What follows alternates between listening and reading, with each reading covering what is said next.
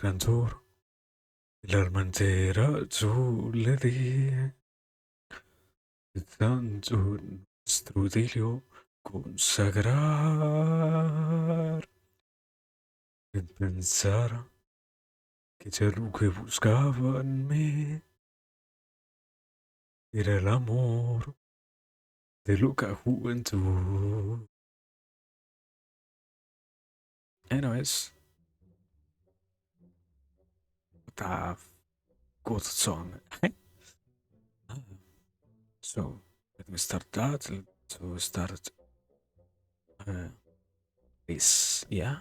With both of these things, we shall be fine. Ah, wait, I tried to open beta. Why did that not work? What's up with us? Let me see.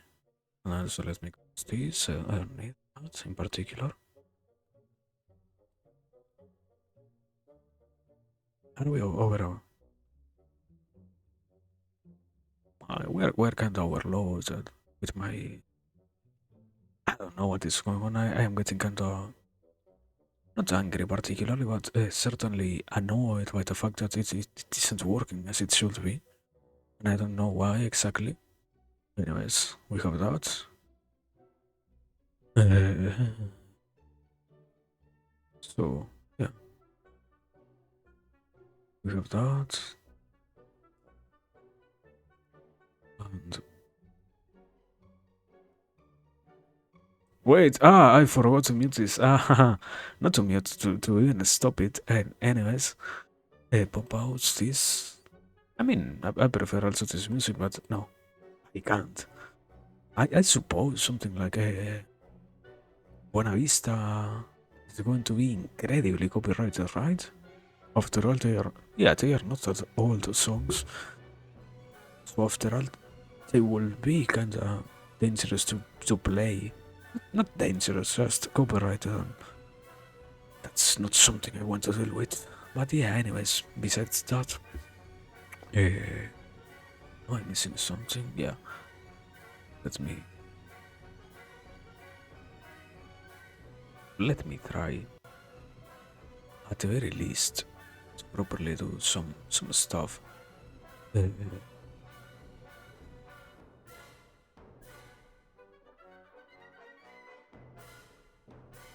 Hello, so you see what's up? What are we lagging so much? What is going on with that in particular? I have no justification, so I don't know. Anyways, uh, so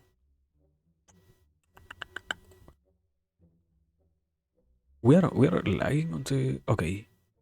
OBS isn't lagging, so with that I am happy, or at the very least I am not angry. That's more than enough. I feel so.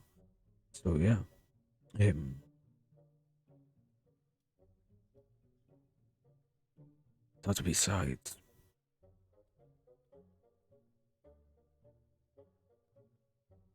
let me see.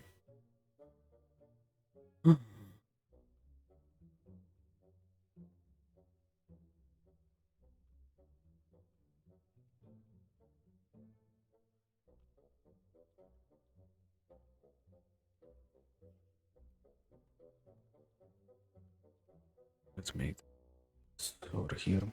Yeah. Choose what? Ah, I changed. My bad. Let me.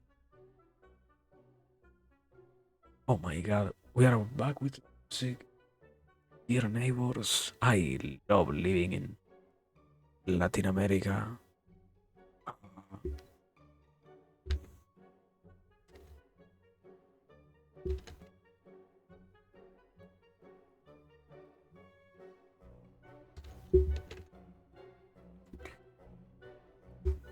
Spoiler? Yeah, certainly this is the spoiler, so it should mark it as such. I mean, it's the funny part itself of making a spoiler out of something so random.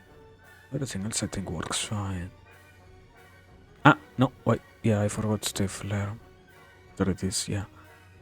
What's that we're done? I can close this, and I can also close this. I mean, yeah, I don't have any particular necessity for that. Um, so, okay. Besides that, we also have.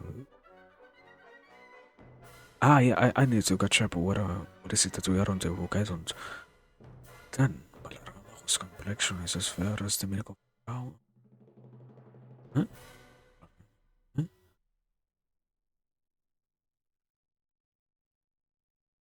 Eh?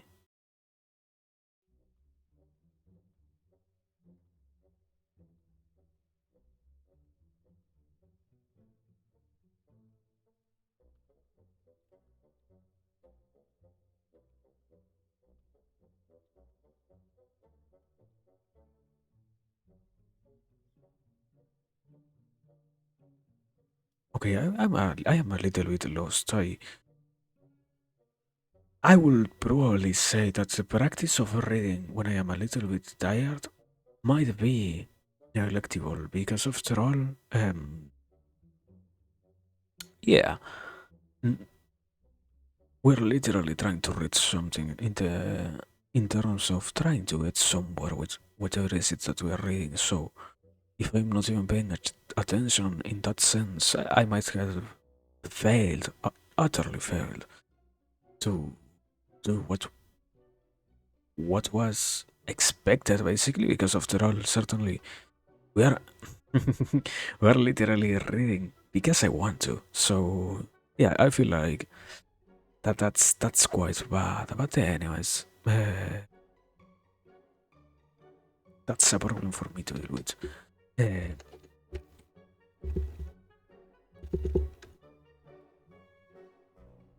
and also, it isn't like I don't even remember anything. It is more like I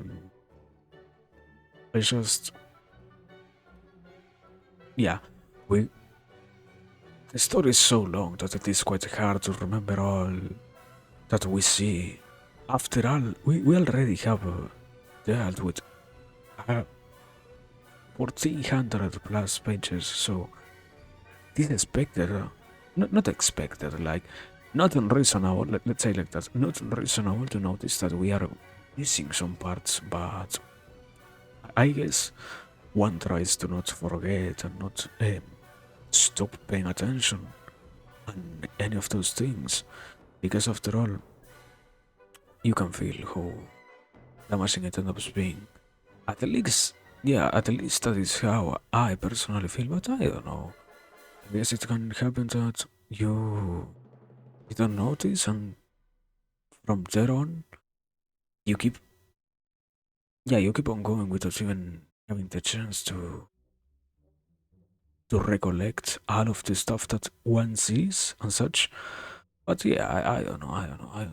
I guess it just happens like that. Anyways, uh, so we got that also.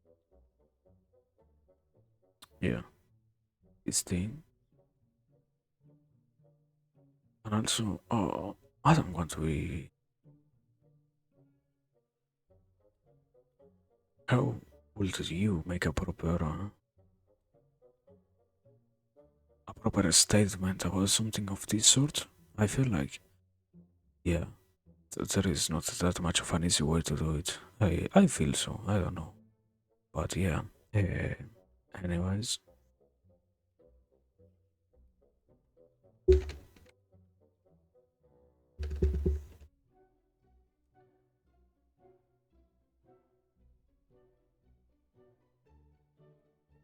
so with that, I am personally done. How much time do we have? 6 minutes. Fine.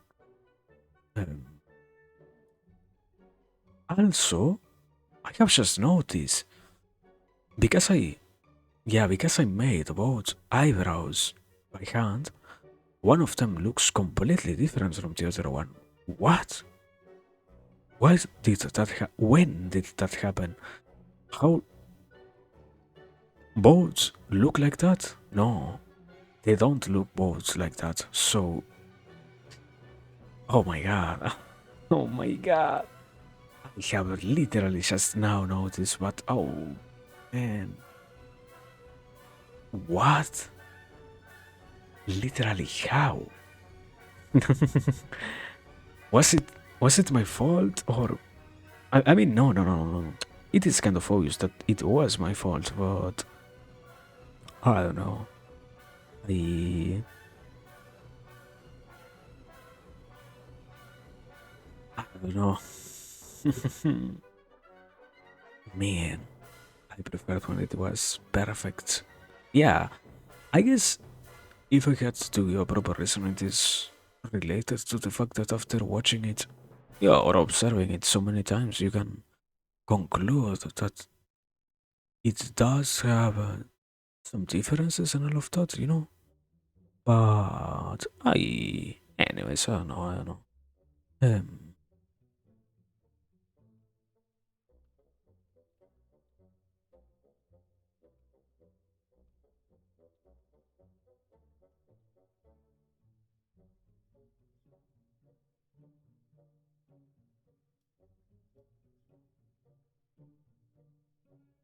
so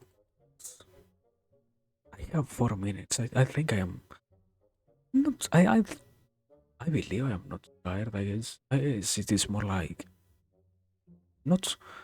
Okay, it feels quite annoying to have to admit it, but certainly taking stuff ends up changing you so that you don't even realize the time passes like it is like yeah like it is happening right now on me.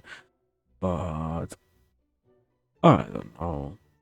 I guess it just ends up being an occurrence that you might feel a little bit like that and such. But I don't know. Anyways, uh, so how much time do I have left? Okay, 3, 4. Let me try to make it at least one. Uh,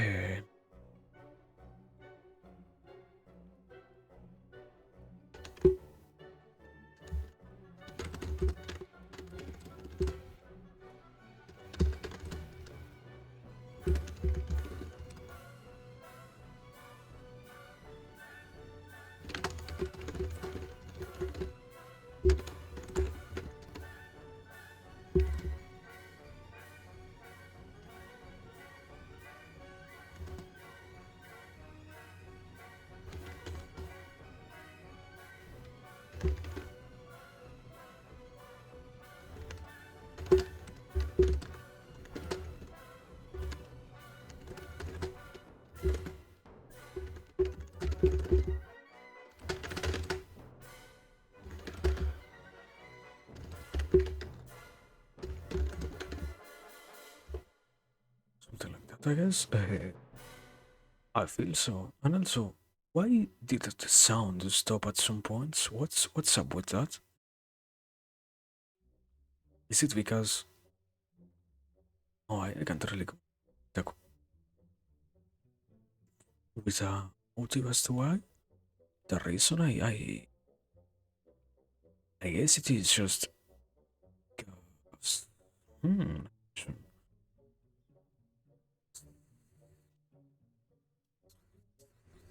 Probably okay. Probably because the music is not loud enough so that I can't really get to make yeah to make enough noises so that it always gets picked up. I guess I don't know. Anyways, let me confirm this and scale that and how much. Okay, a minute and 40. Can I squeeze out something in a minute and 40 seconds? Let me test.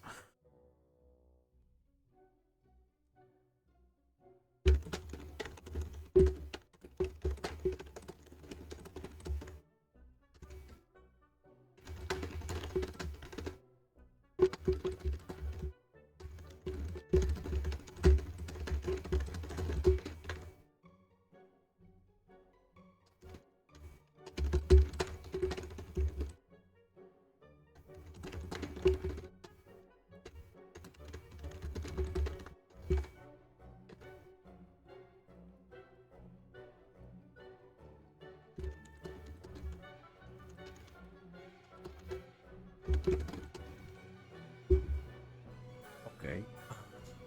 It seems I was somehow capable of doing it, anyways. So 13. Very well. Also, I love that I I have been speaking so little that I end up yet again feeling quite weird when I end up coming here and going back onto the habit of speaking. I don't really have an explanation as to why it feels so unnatural to me. I have a tiny type of comprehension about it. I I guess I really don't really, yeah, I don't talk that much. Therefore, it feels quite not annoying, just weird. Because of that, I can't avoid those feelings. But um, continuing. I guess, yeah, we're already on time, so no further delay for to, yeah, for today. Wow. Hello. Aha! I forgot to change that. You didn't see it. You didn't see that. I didn't forget to change anything. This is going exactly as I planned that to do. And anyways, so hello people. It has been quite a long time since the last occasion. How much? 2 days? 3 days? I think so. Let me. Yeah, 2 days. Almost three. And it is going to get only harder from here on, as always. After all, events don't stop happening, and because of that, it ends up being, yeah, unnecessarily complex. But anyways, here we are. So that's more than enough. I feel so, and that's also more than enough a good reason to celebrate that we end up being here. So as always, a pleasure to end up in this place doing all of the stuff that we try to. And yeah, we will also observe, analyze what will be of us today in particular, because yet again, quite obviously, we don't really know exactly what is it that we're going to end up doing. But yeah, we are right now in the moment. So as always, thanks for everything. Thanks for being here. Thanks for watching. Thanks for lurking. Thanks for watching the war. It is a pleasure. And yeah, um, I I I said before, and I will repeat it just in case I am quite scatterminded today. So yeah, that's a little bit annoying. But yeah, let me set up this.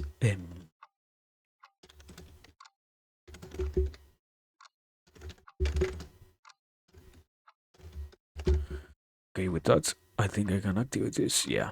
Yeah. So no, for real. That's the plan.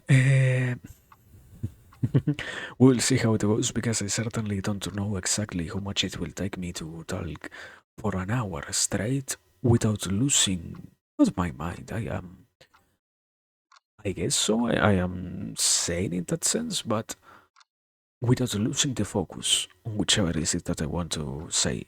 Because yet again, very scatterbrained today. But moving on. That's beside the point. I have already said it like 2 or 3 times. So, anyways, as always, nice to be here. Today we will be continuing a little bit more with Mahabharata later on. And yeah, we will see what's that about when we are particularly dealing with the Mahabharata. Nothing else. But yeah, um, was I was quite thinking and I was quite observing and trying to make sense out of a lot of multiple ideas and such, and I ended up truly noticing much of a pleasurable thing it ends up being.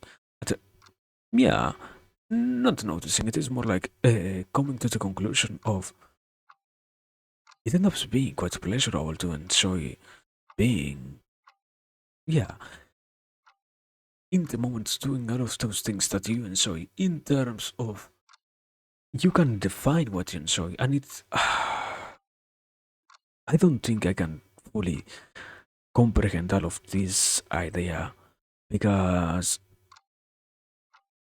it is it escapes a little bit of my comprehension, let's say like that.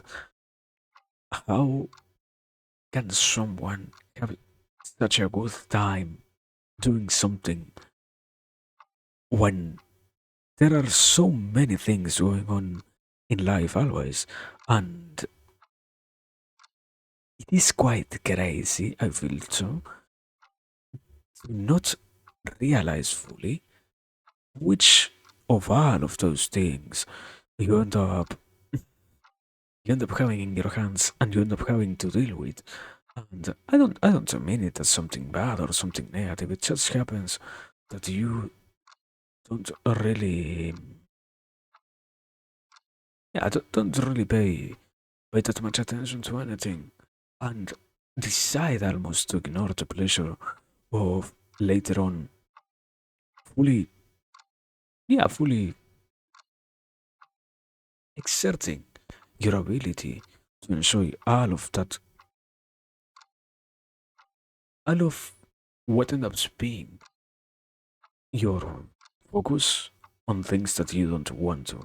And because we haven't, I don't know if it is that we haven't really decided that or how to fully define it. I am still hammering this idea in particular.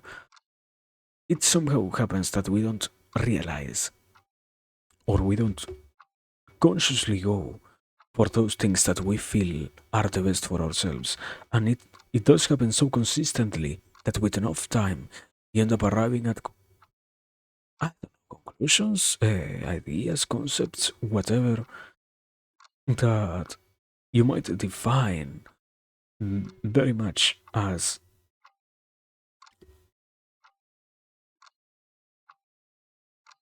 self inflicted weights, which you could very much remove. But I, I must say in this case, probably because you have decided that they all are not truly that enjoyable or that's capable of being, yeah, basically the same. Um, being derivative of pleasure for yourself, yet you still do mingle with them in your life consciously because of all of those different closures. You end up placing yourself in a place in which you don't really require to be. Because, in terms of, once again, in terms of options, we end up always having the capacity to choose where we are going to be existing and what things are in a many, yeah, in a lot of varied ways. Because the point ends up being not just not just to say or to think a little bit about, wow, you can have this particular stance about stuff and it will affect you less. No, no, no, no, no, no, no. This is more along the lines of you can really, if you so will it, you can truly become the master at what ends up being your destiny. Not that you can fully control all the events, that also is quite outside of our own hands, but more like you can become so capable of manipulating what is your or environment that it can be fully in your hands to the degree to which you can say that you don't have to stress about certain problems because you realize that they will not happen, and those that are still out of your vision can be easily solved because you have reached a point of comprehension about the place in which you are. So that when, yet again, these events do occur, you don't have any more to deal with the negative aspect of I can't really enjoy or find myself um, having a pleasurable time in terms of, yeah, basically that. I I end up existing in those places in which I enjoy existing. And I end up doing those things that I know I will always enjoy. But once again, consciously, we're not that capable of decide for all these things. And I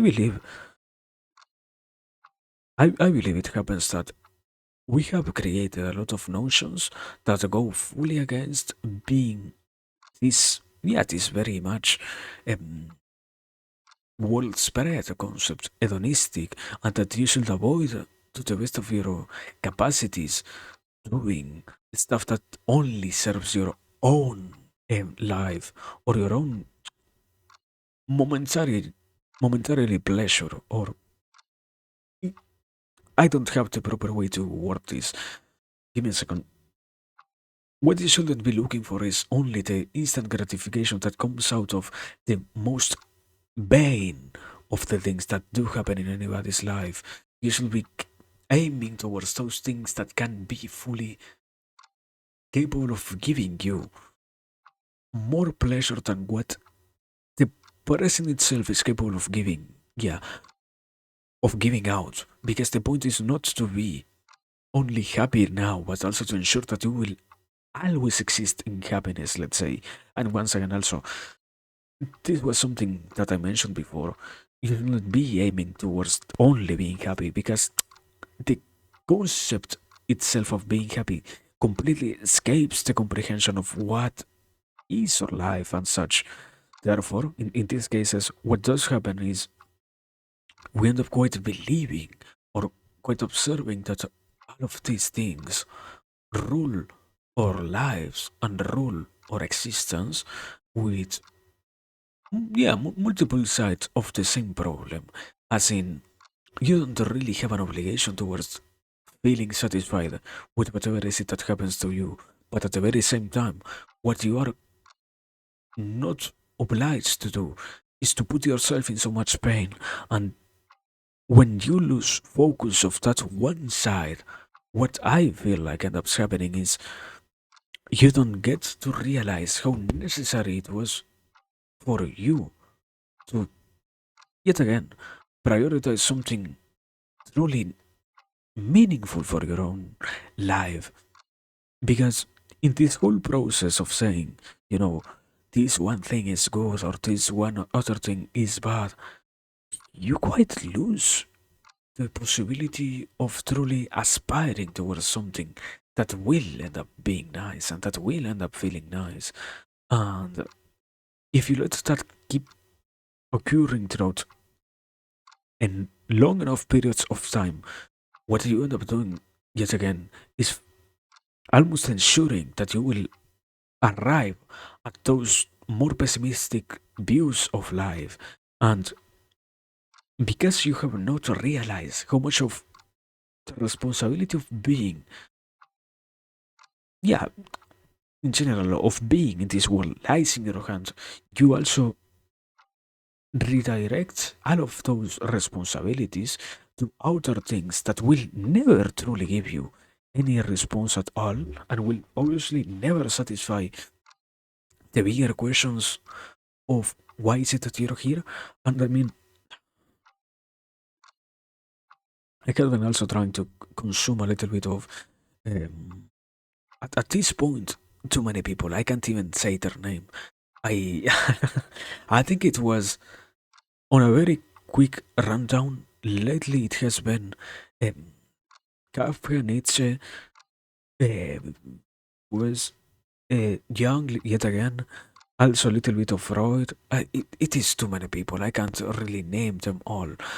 And the problem is, I it, you can derive from all of those individuals a lot of a lot of theories that do help out form your own. And in this case, what I am just stating is my sorry if it sounds uh, weird, but yeah, my own conclusions. I can't really extract only what they said. At this point, I had been harboring too much the thoughts themselves, so that's why they sound quite weird. But anyways, continuing, before losing the point, it happens that these people state also it's in one part it was also said you shouldn't prioritize or you shouldn't try to obtain the meaning itself of existing from objects and from anything of that sort because okay, it was from this French guy who said this, who I didn't mention because, as I said, there are too many ideas right now. Sartre, or Sartre. Um, this guy mentioned that what happens in the world is after becoming so automatic with your own life, you end up believing that it is necessary for you to address only what happens outside and also, because of your actions in that way, you end up deriving all of the meanings and all of the comprehensive views that you have on this world based only on the ideas that can be found, yet again, on the outer world, not on what is your own existence or what is your own way of, yeah, of thinking or whatever. You do it by internalizing all of the outside things, as in, let's say like this, by objects or by living in a world of objects, you believe that those objects have so much more of an influence than what they really have in your life. And because you don't possess the notion that this is such the case or such a case, you end up even more attributing the unnecessary, yeah, the unnecessary belief that all of these things, even more later on, will give you responses to many of those questions that you will be by yourself reasoning because it is not in the ideas or even less in the things themselves that you will find out what is this composed of in a lot of different ways. That is why also sadly, I'm sorry if it sounds vague, there is no other real way to go about it. But yeah, you need to keep observing and you need to keep internalizing all of those things. And with enough patience and also obviously with enough dedication, you can find out the responses that you need, but only if you are willing to intake all of that with enough time. If it doesn't have enough time behind it, it will be quite impossible for you to reach any of those understandments and all of thoughts. So I don't know. I guess the problem ends up being we we are quite we're quite incapable at first of reshaping or reorienting what is our own life. But the good side of this is also it is so easy to do it when you dedicate enough of your own self to that goal that in a matter almost of weeks you can make all of that clear to you and now yeah and now know what is it that you're going because after all it is not an obligation for you to have that decided, but it is also not an obligation for you to not have that defined, let's say. And there is also something that ends up being quite useful, this idea of once you get to define the world to such an extent that all of these notions could be applied to any single human being, and all of them will be useful enough for all of them, you also observe that when you get to properly realize how this world works, let's say, or how this world could be interpreted at the very least for you, once you get to do that, you allow also others the possibility of utilizing what was your own conclusions in their own, ar- yeah, in their creation of interests that they end up using to move forward. And if you don't even see it as a possibility, it is not because it doesn't exist by itself, but rather because you have lost in the way of doing it the necessary vision of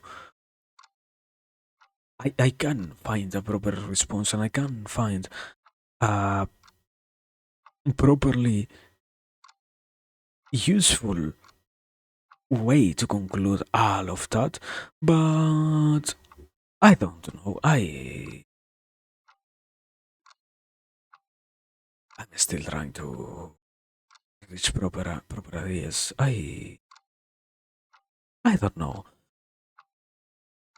It still requires some time for me to keep reasoning through it, and I don't know. Anyways, I'm already lost at what I am saying. So excuse me, but I need to take a change of direction. In this case, I don't think I can keep going with that. Yet again, I am quite lost. So yeah. Anyways, also, something that I don't know how it happened. Why does the what?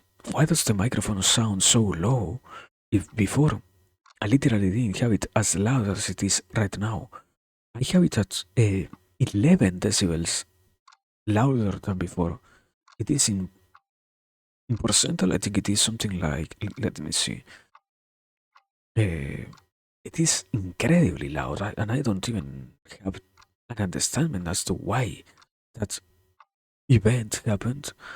Let me volume percentage 300%, 358% louder. What happened to this microphone? What?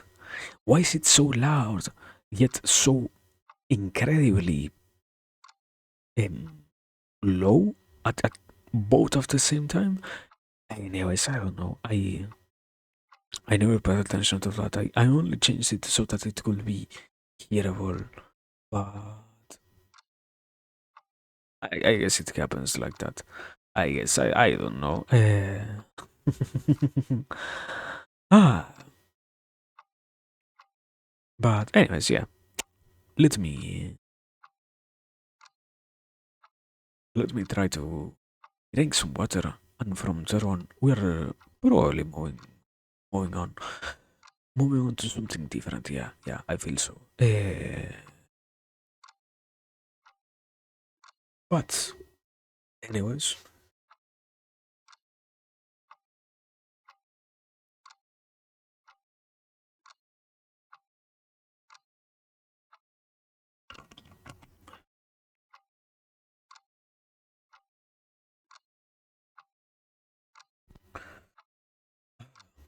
so moving on, changing the topic, I guess. I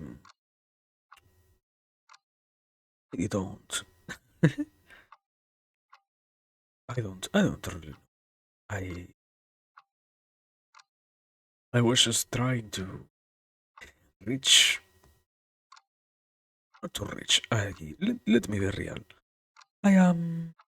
I had been trying to think, and I had been. Yeah, I have been quite observing all of the thing that is being alive, and it is quite funny, quite nice to realize how much of an enjoyment you can end up obtaining from thinking, because it is quite crazy to deal with all of this world in a manner in which you end up realizing that so much of it is certainly, as I said before, in your hands. And the problem is the necessity, yeah, the necessity to constantly remind that to yourself is so high that you end up getting quite tired of having to yet again go back to the same notion that you already had about something that you can't in any particular way change. And this isn't so much of a simple problem as it might seem, because what does happen also due to this very same notion is at some point the repetition itself of this idea, not quite literally as if it were something unavoidable, but more like in most of the cases drives you to the notion also that too many negative things are in your hand, let's say, and because of that you think of yeah, I believe you end up making up the notion, or you end up coming onto the conclusion of this whole world is worse than what it really end up being like. Because, yet again, this isn't so much against you, this is simply something that exists. And I feel like, okay, I can pretty much understand it. Because you have the necessity to see yourself as someone quite interesting and quite important. After all, if you didn't do so, you will not be capable of surviving. It is, yeah, it is pretty much a necessary instinct on yourself to believe that you are so much of a meaningful thing. Because of that same thing, it does happen also that with enough repetition of the idea of so many bad things also being happening to you, or not being, also occurring to you, you have to deal with now the notion, or yeah, with the concept of maybe I am doing things incorrectly, when in reality it also is necessary to step back and assess if these notions are also true, or if indeed you're quite falling onto the trap of maybe I am doing worse than what I really expect myself to do, but not because I am incapable of dealing with them, but just rather because they are out there, and I there are things that are completely out of our own control, and no matter how hard you try, you will never get to change them. But if you haven't thought about that, and if you haven't come to that conclusion yourself, when you are just starting on the whole idea of, well, I am quite important and I have quite a lot of meaning and all of that, you also have the necessity to deal with the necessity, I guess so.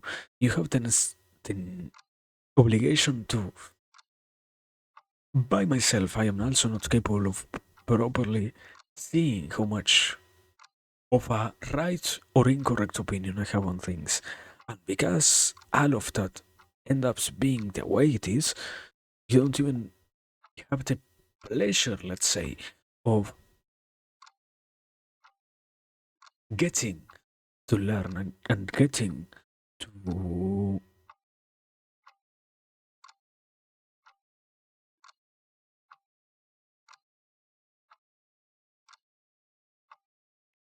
to enjoy the pleasure of dealing with the things that are in your hands and letting go those that are completely out of your control, because after all there are things that will unavoidably happen by,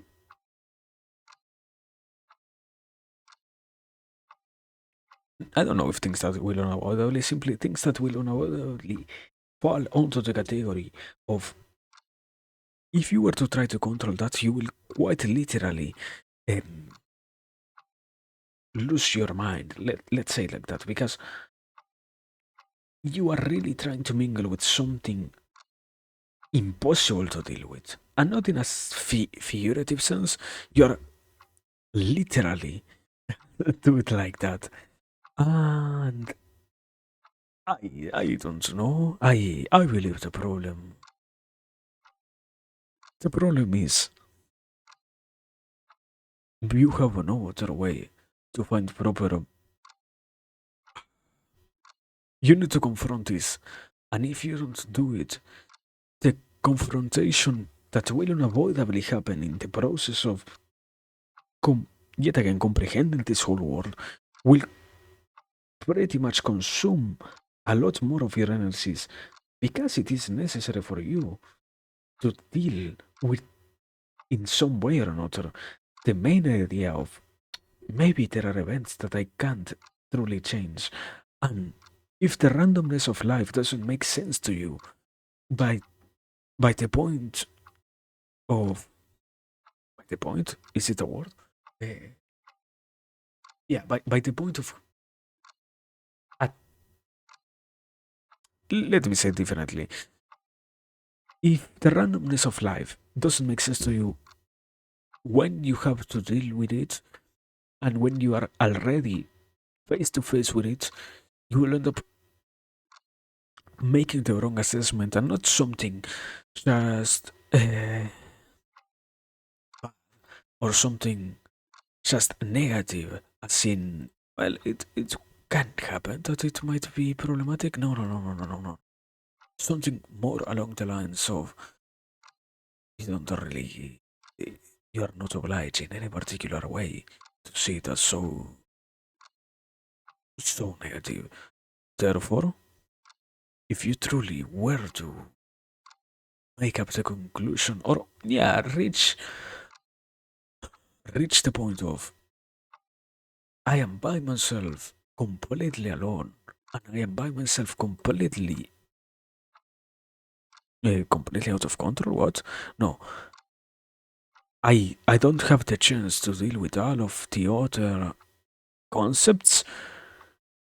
All of that will quite literally damage what are your main, yeah, your main ways to keep going. After all, this ends up being just another average talk of there are multiple reasons as to why you might see necessary to keep going. And if you don't realize such a thing, what will unavoidably happen is you will end up believing that somehow your own existence is quite unnecessary when this is nothing else but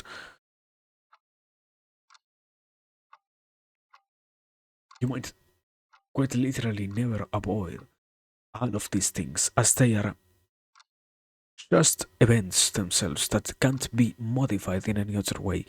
And to take too much of the weight of these things onto your own existence is only to impose suffering that is quite unnecessary. Because, yet again, there is no obligation for you to do that. But I don't know. As I was saying before, I am just trying to make sense out of a lot of things lately, and I guess I can very much move on to that at the very least. That is easier for me to deal with than whatever I am talking about right now. So yeah, let me try to do that. Let me drink some water, and after that I will move on. I okay, yeah. I have two things to say about that. Indeed. So let me drink some water. I I literally just realized about something. Um, but I don't know. I guess I guess it does happen that you just I I don't have a proper way to say it. Yeah. Give me a second because I need to make sense out of that. Let me drink something. Let me do that, and after that I move on to something else.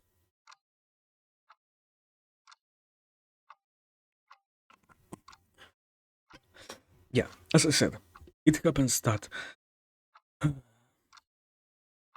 I haven't lately going back. Well, not lately. In reality, it has been, I believe so, happening since I almost started this whole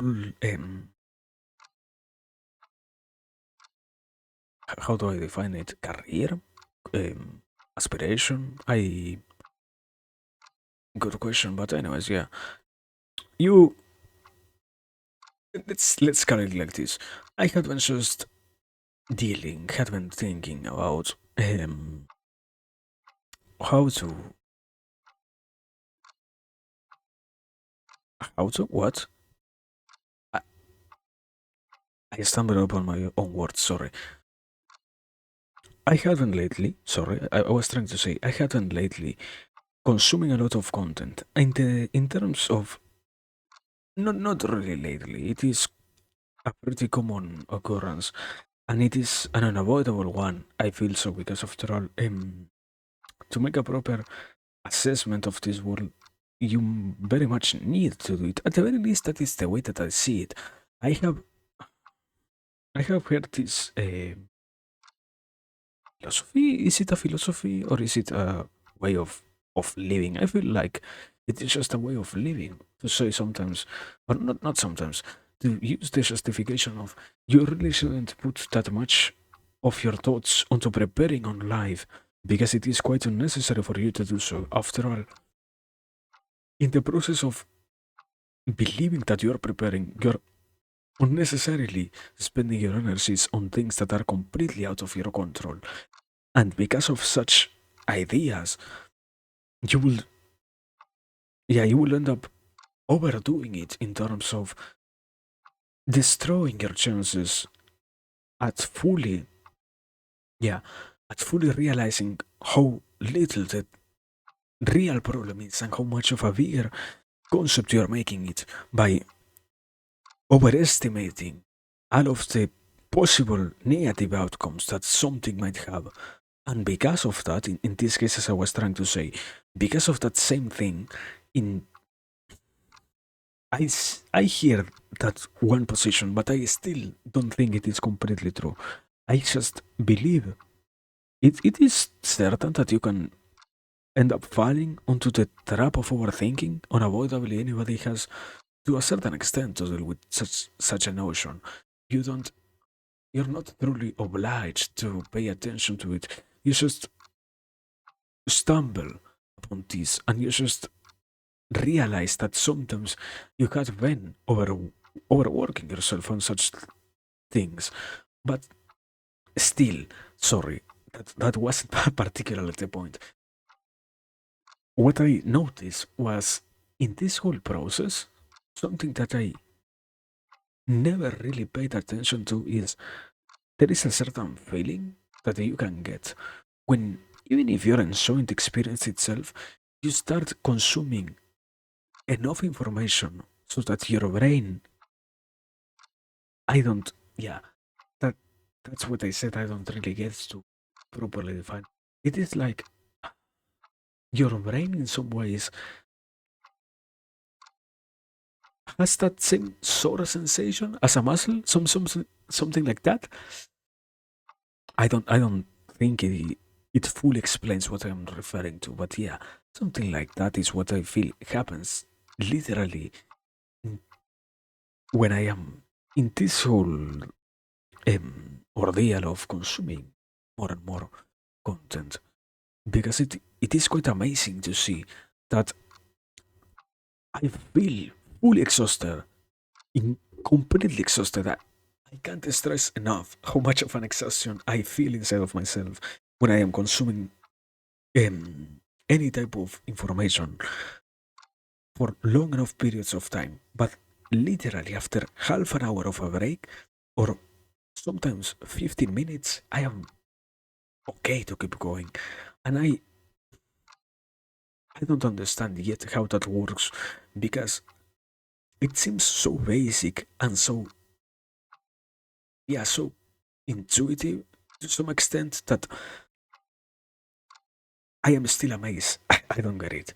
That's the problem on one hand, because I feel like I personally I am quite struggling in those terms. I don't know. I don't believe it is just that negative of a perspective.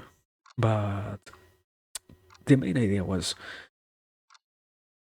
I feel like it happens in a lot of ways, and I believe that's why also a lot of people believes that learning by itself can be negative, when in reality that that feeling can be pretty much, or that sensation, I guess, can be pretty much avoided by properly intaking stuff that you fully get. Because I I hope I already mentioned that, so that I don't miss the point here.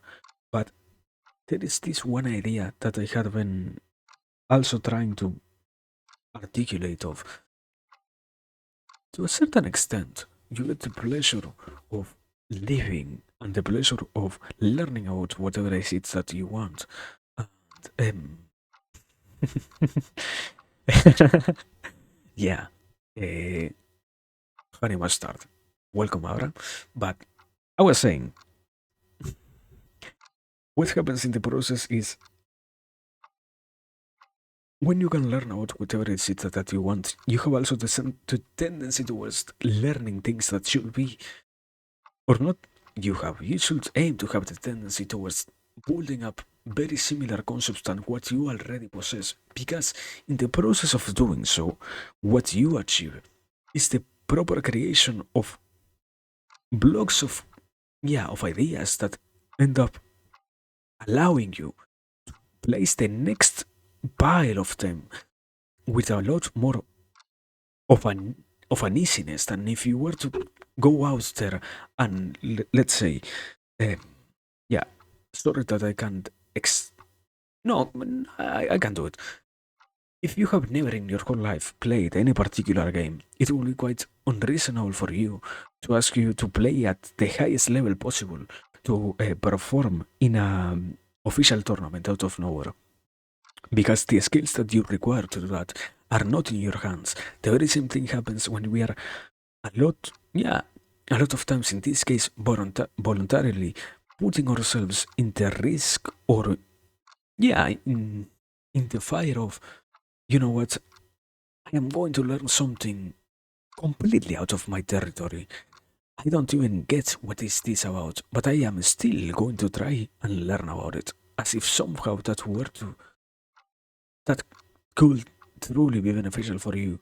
What you should be not should I believe to a certain extent the spirit of discovery might as well be useful, but what could be better always is building upon what was already known before, not being so lost on whichever idea is it that you had about, let's explore something completely out of my field. And I can see even on what I'm saying here some problems. Obviously, if you don't do it properly enough, you will end up believing that certainly there are parts of the process and there are parts of the whole endeavor in which you might end up secluding yourself out of different fields of,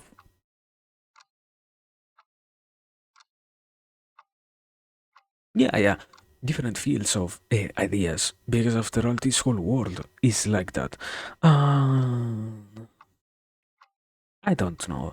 I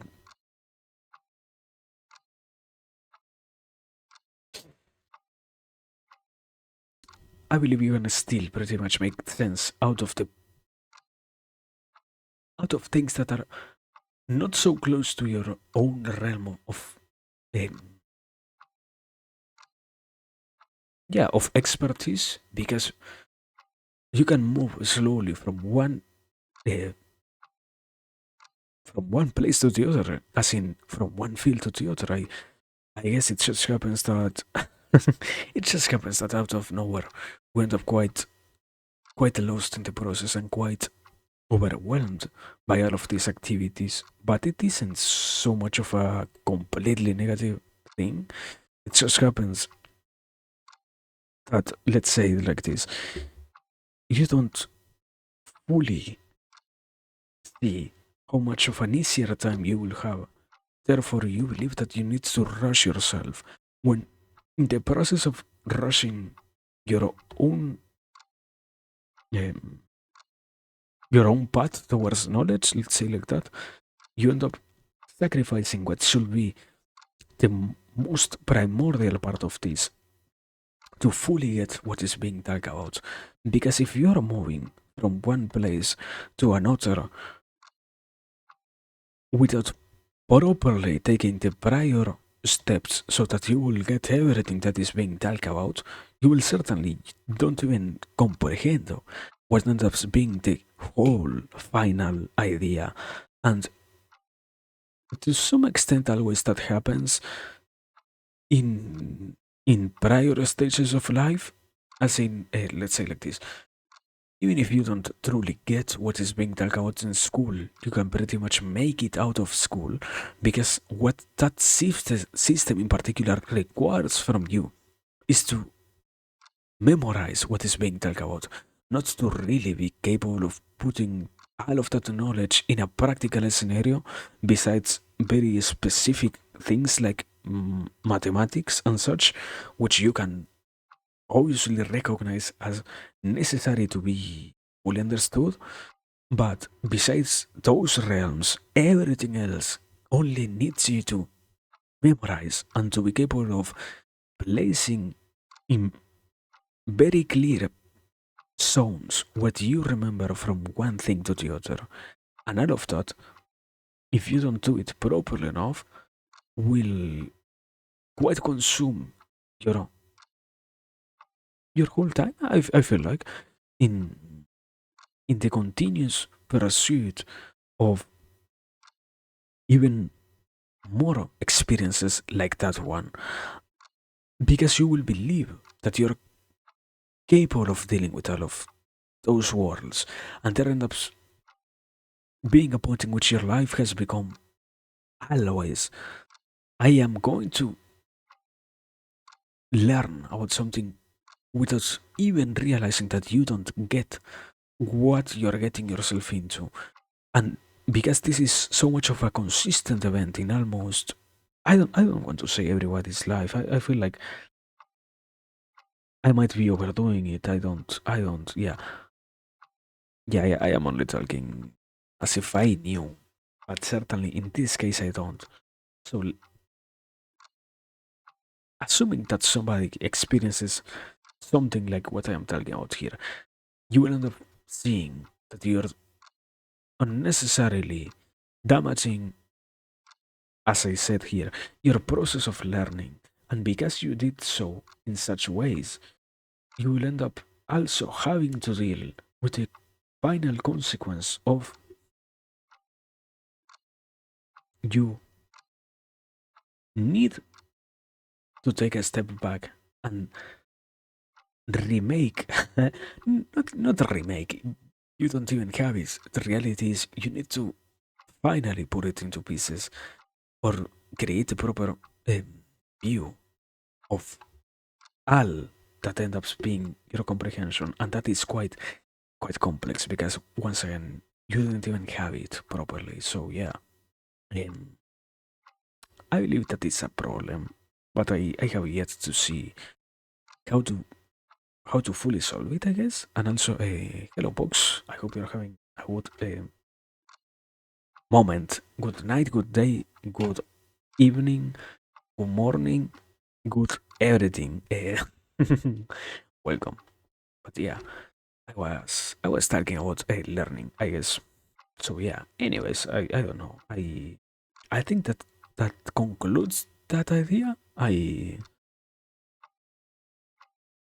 am certainly having time focusing. So yeah, I guess that's everything that I can say about that. Let me move on to something else. Let me drink a little bit of water, and after that I will see what else I can talk about for how much? 15 minutes, I think.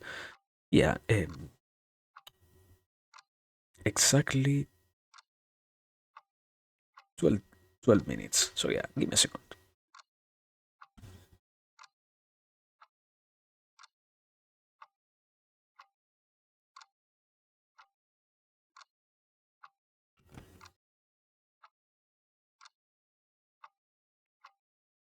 Ah, what did the stream icon change? It changed because I was I was having some problems with the last one. I forgot to remove the white parts around the circle itself because if yeah you saw that it needs to be a circle itself, the image, and I made a version which wasn't a PNG, so it had a white around the circle. And besides just changing it, I also wanted to make some adjustments because I believed I could make it a little bit better. That's why it looks different. I remade it completely. Um, I think I spent like 3 hours or so doing that, and we ended up with this one. And also, I killed a mosquito. Um, but yeah. I think that was the not. I think that was the reason. And also, welcome. I am welcome. brother. Guy, I mean, I am, I am sorry, but certainly, I have to accept. How is it that you say your own name? Is it the whole an okay guy, or how do you say it? Ah, um, I would wait so can reveal myself again. Yeah, I mean,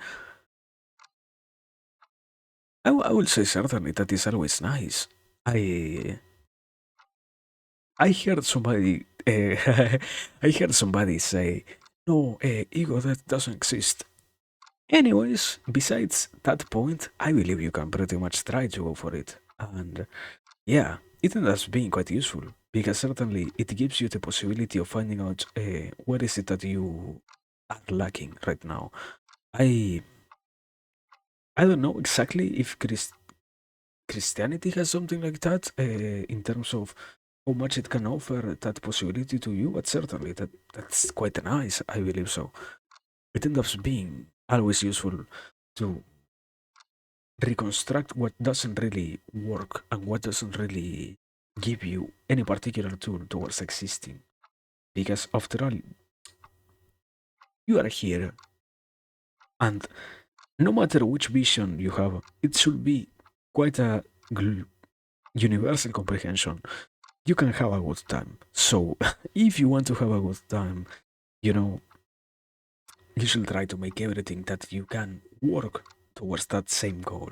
So, not to not be so negative on yourself. It is necessary to remove what keeps you down. Let's say like that. But yeah, um,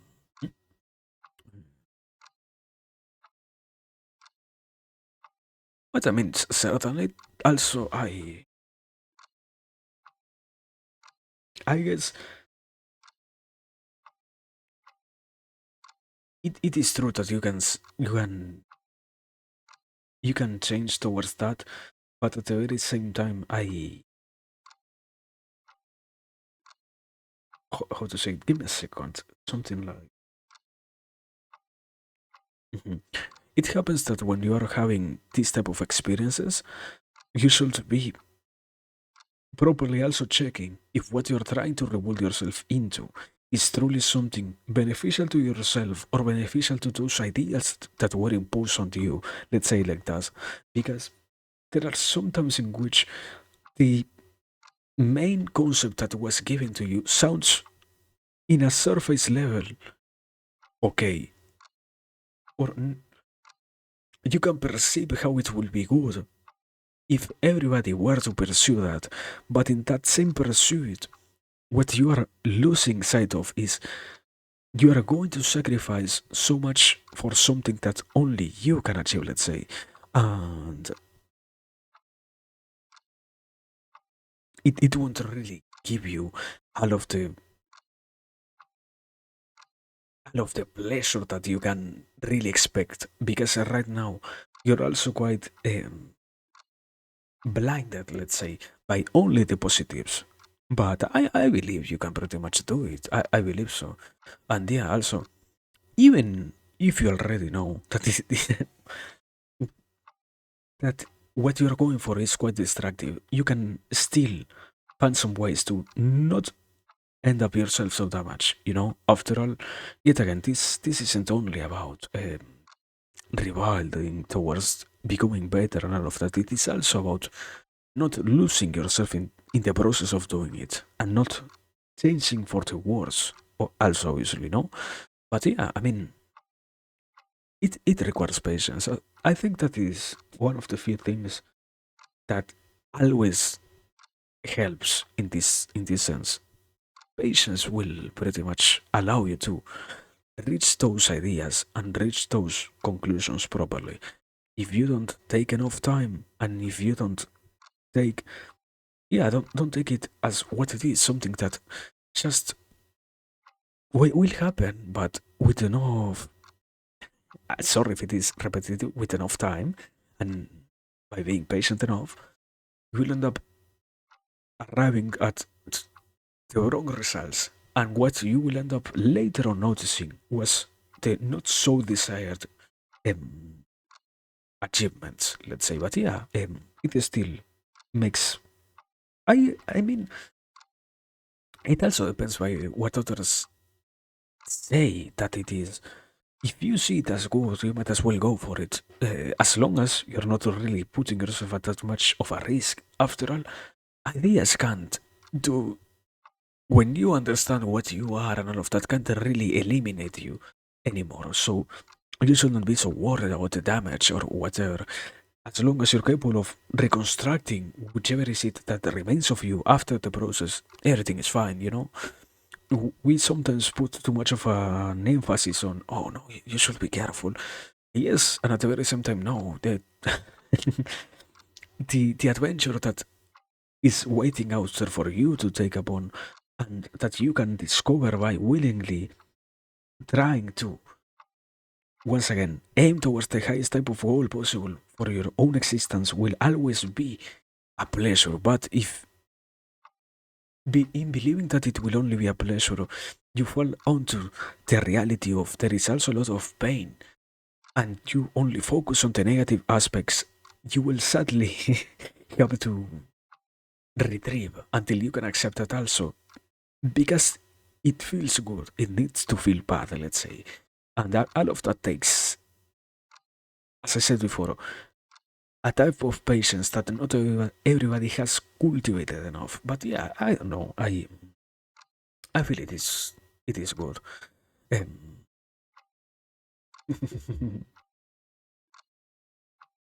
also, I yes, yeah, the proper thing in as you say there is to keep analyzing. I believe so. Always to keep thinking a little bit more about it. After all, there is no better way to reach the comprehension of what a problem is than to try and analyze what is it that it lies in. After all, you don't, not that you, anybody lacks the capacity of instantly recognizing what is wrong to such deep levels. But yeah, yeah.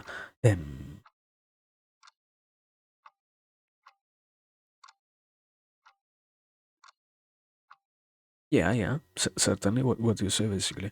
And patience is in this case the key. But I don't know. Just remember to yourself or yeah, remind yourself that that's the word, sorry. Remind yourself that you will have the capacity to deal with it, not to get so much overwhelmed by the emotions, or at the very least, probably what also happens to another degree, what I might say is if you're overanalyzing what happens with the feelings themselves, you might also be blocking what is the feeling of the experience which you need to go through.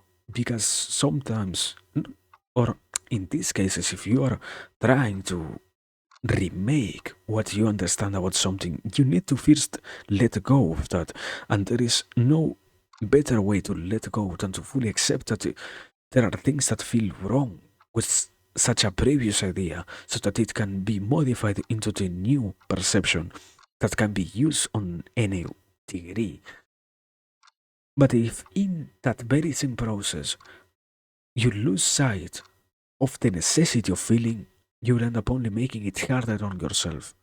Because certainly there are a lot of things that are uncomfortable in life, but there are some, as it is in this case, that you shouldn't avoid feeling, you know? If not, you're only going to make it even longer of a process because you can eh, think and rationalize as much as you want about some things, but reality is the feelings themselves also might be quite helpful to you, you know? And with enough patience, in that very same sense, with enough comprehension as to why it is necessary to suffer a little bit, you will be capable of pulling through and not seeing it as something so horrible to experience. But yeah, yeah. At the very least, you already understand quite a lot what are your goals and what is going through you. So that is quite an advancement. But yeah, Not that I hope. As long as you're willing to keep going, you will make out of it. This one time, as you have done so in the past. Don't worry so much. Eh, don't despair so much. That's my real recommendation, I guess. But yeah, yeah. eh, Nice to hear that you are working on that, I guess. But yeah, very good. Let me drink some water because I almost choked there.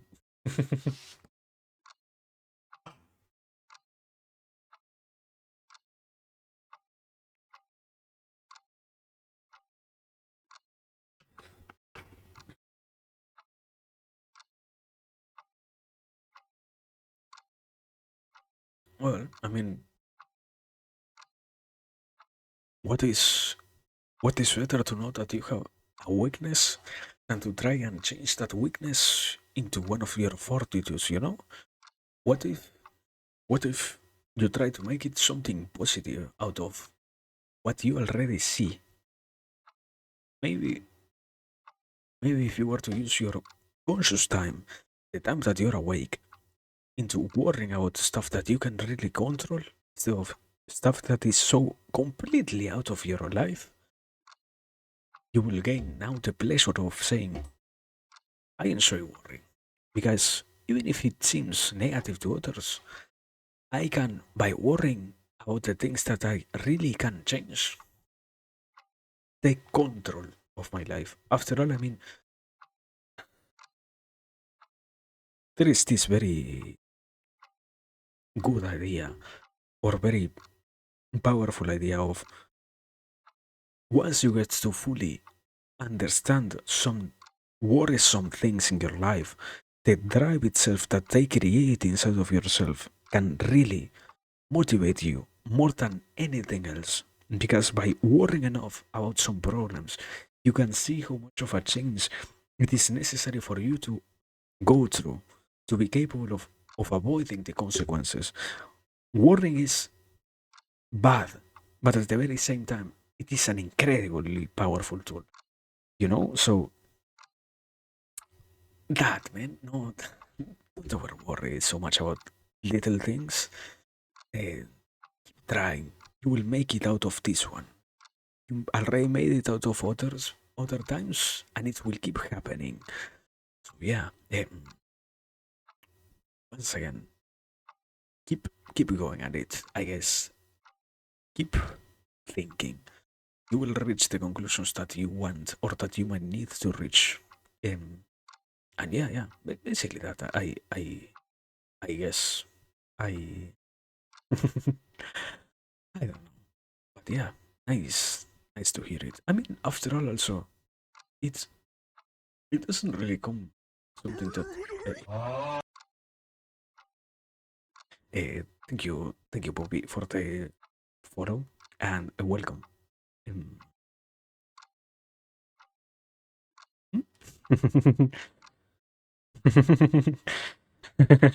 yeah. That will be quite useful. After all, to not think anymore will be a pleasure, but sadly, that is not our reality. We have to think, therefore, we have to keep existing. So yeah, pull through this one. You will make it. Don't worry so much. Don't worry. But yeah. I guess I guess I hope so.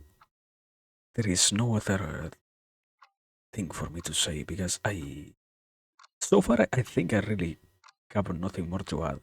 But yeah, basically that's. Don't worry, you will make it. So I guess now, after like an hour and 20 minutes, uh, we can we can properly get into this idea. But wait, Box, if you have something else to say, please say it because I don't want to miss that. And yeah. If you have anything else to add, please. If not, I will move on onto this thing. Um, okay. Then basically that. Don't worry so much, bro. You have it. You already had it in you. you will keep having it. You just need to make it. And it will happen as long as you keep searching for the response, let's say like that. But yeah. Um, so, now, without nothing else to add, let us move on to our tiny book, or very little story, very short narration, I guess. So, here we are on the Mahabharata. We we have been reading this, and we left, as it says in the title, on the page 1445. We continue from there on. Um, and well, a quick rundown of the story so far has been, yeah. Let me think a little bit because I want to say it properly. Okay, we have been following this on the story itself, that is the Mahabharata. We are right now inside of the story that is talking about the story of the Pandavas, which are the main characters of one of the many events that occur throughout this whole narration. And inside of this, we're also observing how now in particular they went through the process of being um,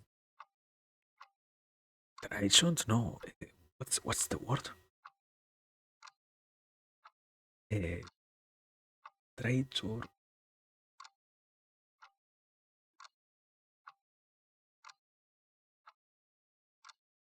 betrayed, that's the word. They were betrayed by their own family, and were observing how they are rebuilding themselves up in overcoming all of the different problems that they had and becoming more capable of dealing with what is the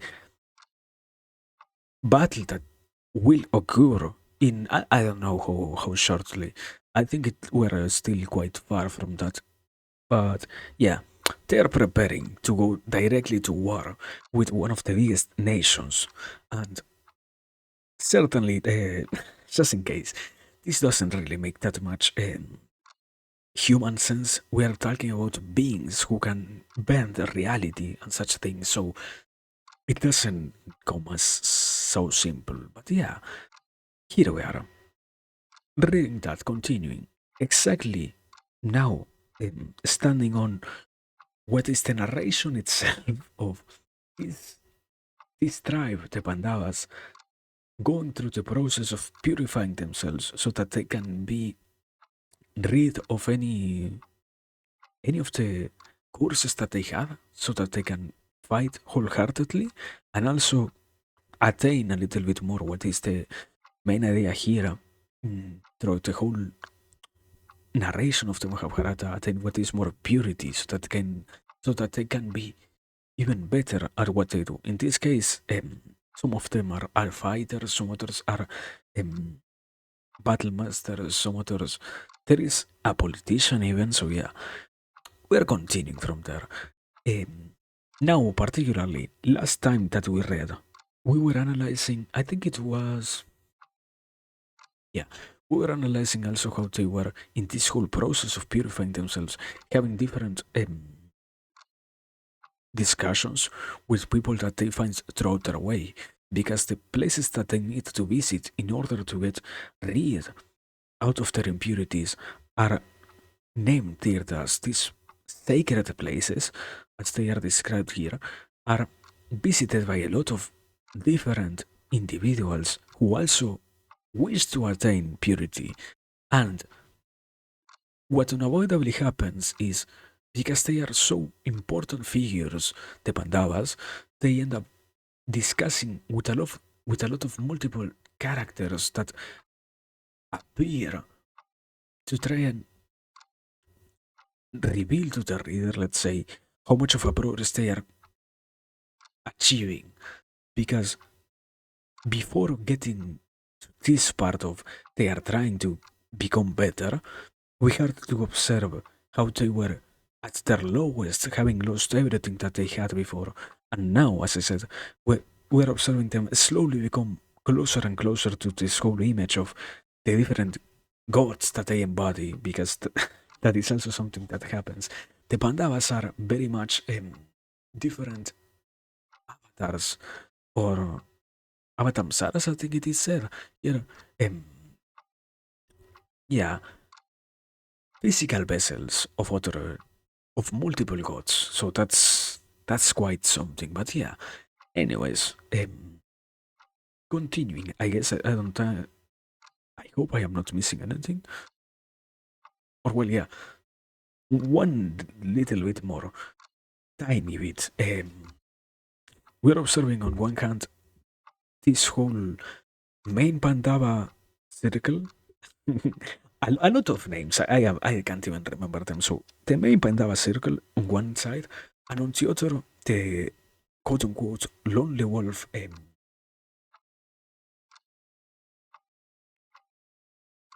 What's his name?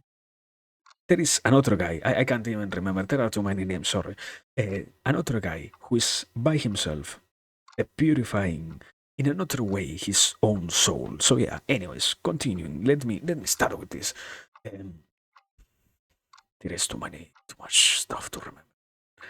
It is getting overwhelming. But anyways, let me start. So we were on count 119 last time. Now continuing, or well, let me do it. Go just in case. It isn't ASMR. I don't care. Nobody is going to realize that this isn't ASMR. So continuing. Canto 120. Tirthayatra Parva continued. Satyaki says, Rama, this is not the time to lament. Although Yudhishthira does not say a single word, we must do what the time and occasion demand. Those who have orders to look after their welfare do not need to undertake anything themselves.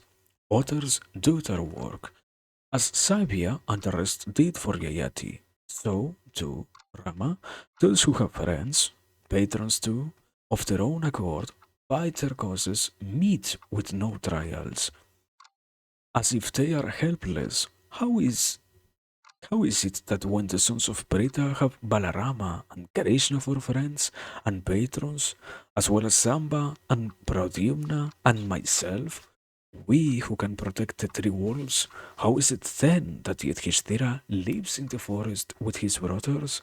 Even today, our army of Dasarhas, fully armed and wearing checkered mail, should march on Hastinapura, and the Vrishnis should send the Haratirashtra's sons and their allies to Yamaloka.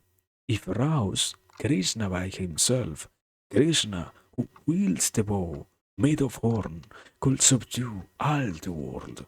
Krishna, I ask you to kill the Haratirashtra's son with all his men, even as Indra did Britra. Brita's son, Arjuna, is my brother and my friend, and my guru is like another Krishna. It is for this that men wish for a worthy son, and that a guru seeks a pupil who will, who will never contradict him. It is for this that the time has come for that best of all tasks, difficult to perform. I will baffle Duryodhana's volleys of weapons with my archery. I will overpower them all on the field of battle. In my wrath, I will strike him down with my fine shafts that are no less than snakes, poison and fire. And with the keen edge of my sword, I will cut his head from his trunk on the battlefield. After this, I will kill his followers and annihilate all of Kuru's race.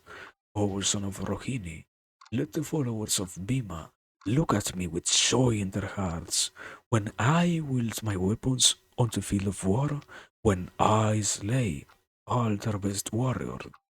Just as fire consumes the worlds like bales of straw when time ends.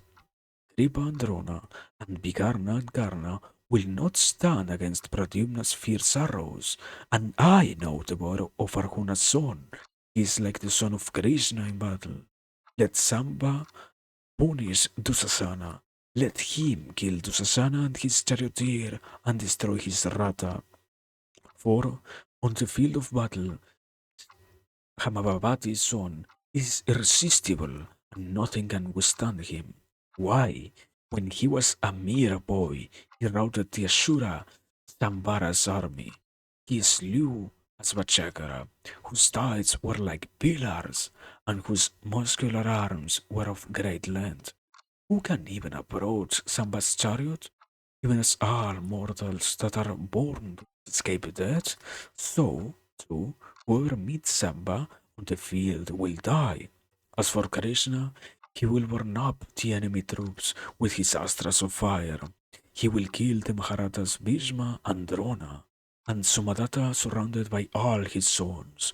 Who or what is there in all the world, including the gods, that Krishna cannot vanquish in battle when he takes up arms?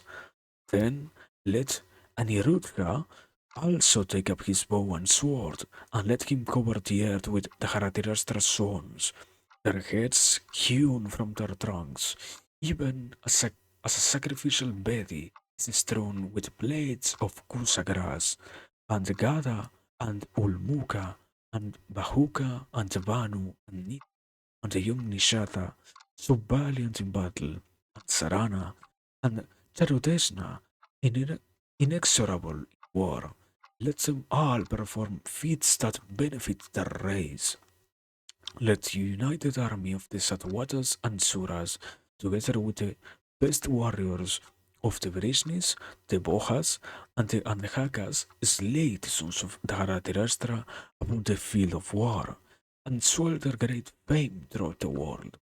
Then let Abhimanyu rule the world as long as the best of virtuous men, Yudhishthira, is away fulfilling the vow that he swore during the game of dice. After that time expires, he will rule the world again, unchallenged, for we will have slain all his enemies already. No son of Daharatirashtra will remain on earth, neither Desutaputra. This is the vital mission before us, which we must accomplish without delay. Krishna says, O son of the race of Madhu, what you say is true, and we accept and honor you. Yes, always valiant one, but this bull of the Gurus will never accept sovereignty of the earth unless it were won by the prowess of his own arms, neither for the sake of pleasure, nor from fear, nor from greed, would Yudhishthira ever renounce Kshatriya Dharma, and nor would these two heroes, the Maharatas Bhima and Arjuna, nor the twins, and neither Drupada's daughter, Krishna, Vrikodara, and Dhananjaya have no equals or rivals in battle throughout the world. And why will this king not rule the whole world when he has Madri's twin sons to fight for him? The noble king of Panchala, together with the Gekaya king, and we ourselves shall put forth our might, and at that time the enemies of Yudhishthira shall be annihilated. Yudhishthira says, it is not strange that you should say this, Satyaki. However, to me Dharma must be the first consideration, above that of sovereign power. But only Krishna knows what I am, just as I alone know who he truly is. Sign of Madhu, most valiant of Sin's race.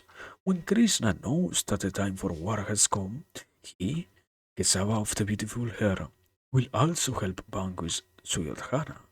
But today, let the Dasarka heroes go back. They are my patrons, and the greatest of all men who have visited me.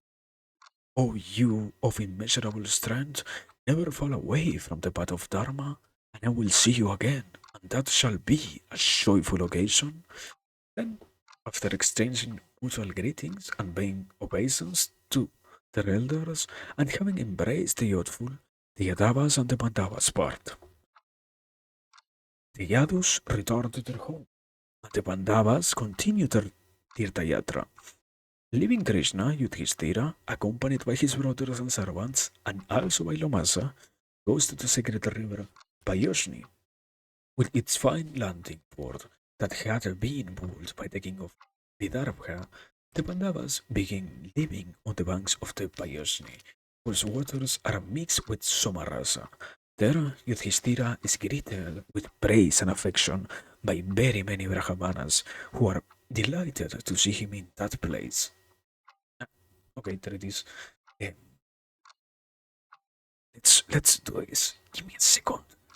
Yes, I am pretty much requiring my idle break. Give me like a second. Thank you. But yeah, this Canto 120.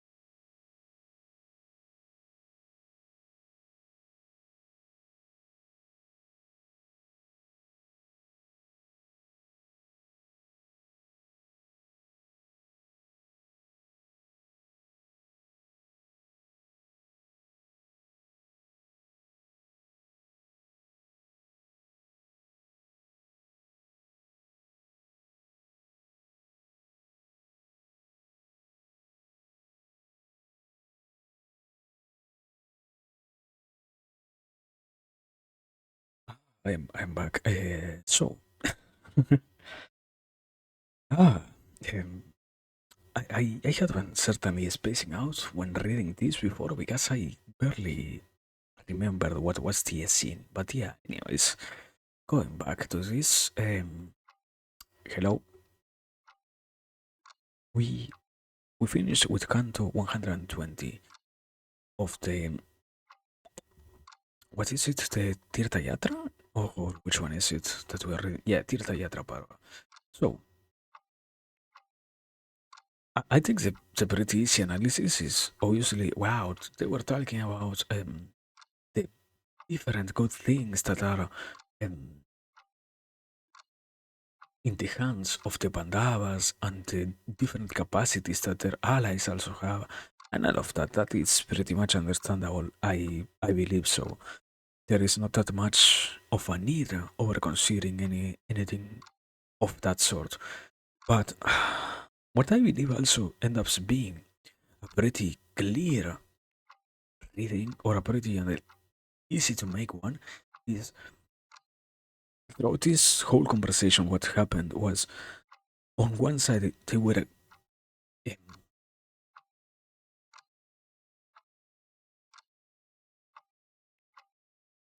proposing, yeah, they were proposing to the Pandavas that to let their whole group of allies who are obviously quite capable of achieving all of that um, deal with their problems. But what ends up being shown here is what gets called as the what is it? Let me here. What ends up being called as Yudhishthira. No, here, here. Sorry. Nor for the sake of pleasure, nor from fear, nor from greed, will Yudhishthira ever know Kshatriya Dharma. That is the goal that I'm trying to make here. I believe what ends up being talked about throughout the whole underlying notion is, yeah, or underlying subtext is, it is quite necessary for everybody to deal with their responsibilities, not to leave it up to others. Because after all, in your hands, it is the capacity to also achieve com- yeah, complete success on them, not to make others go through what is your own side of the story and what ends up being your own responsibility. So the main point is maybe what this what is being communicated is, even if we are offered, let's say, the possibility to not have to confront anything that happens to ourselves, what ends up being the best, or not the best, quite a necessary thing or a step is to accept that the event itself lies in your hands, and to leave it up to others is to not really deal with what was your own problem. Because in the process of doing so, you are not really achieving anything related to what was the completion of that event. You're only avoiding it to such a degree that it gets resolved by somebody else. And that is why in this case it gets called, as it said before, Kshatriya karma, because it can be seen that, let me, how to say it, Kshatriyas are the race of warriors. And to properly confront your problems, that is the word, to properly confront your problems, you need to deal with them yourself, not to leave it up to others. Somebody else might say, okay, you can do it and you can still solve the problem. That doesn't mean that you don't have the possibility of doing it, but being a real warrior in life or properly achieving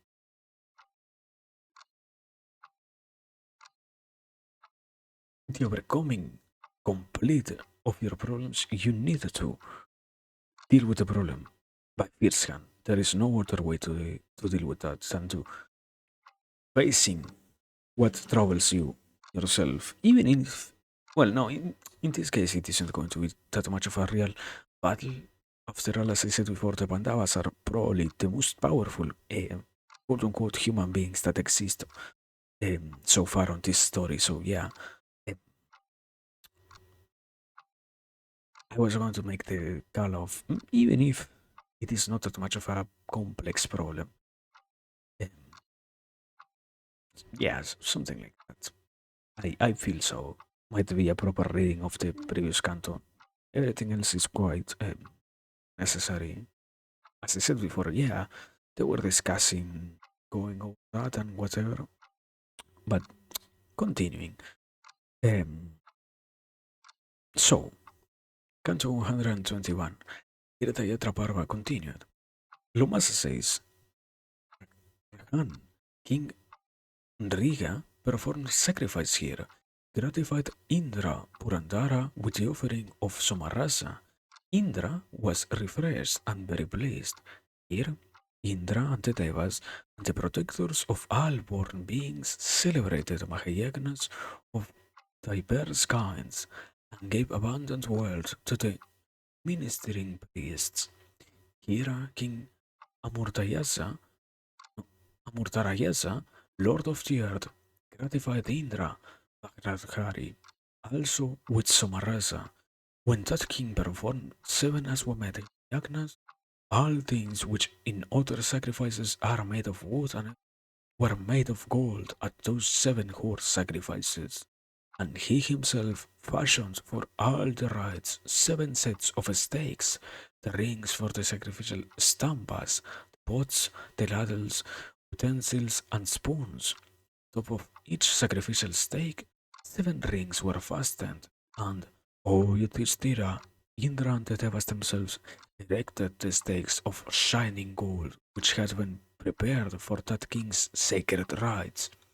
In all the magnificent yagnas of Gaia, protector of the earth, he delighted Indra by giving him Somarasa to drink, and the ministering priests were gratified with the untold wealth the king gave them, as no one can count the sand grains of the earth, or the stars in the sky, or the raindrops when it rains. So, too, the wealth Gaia gave away was beyond calculation.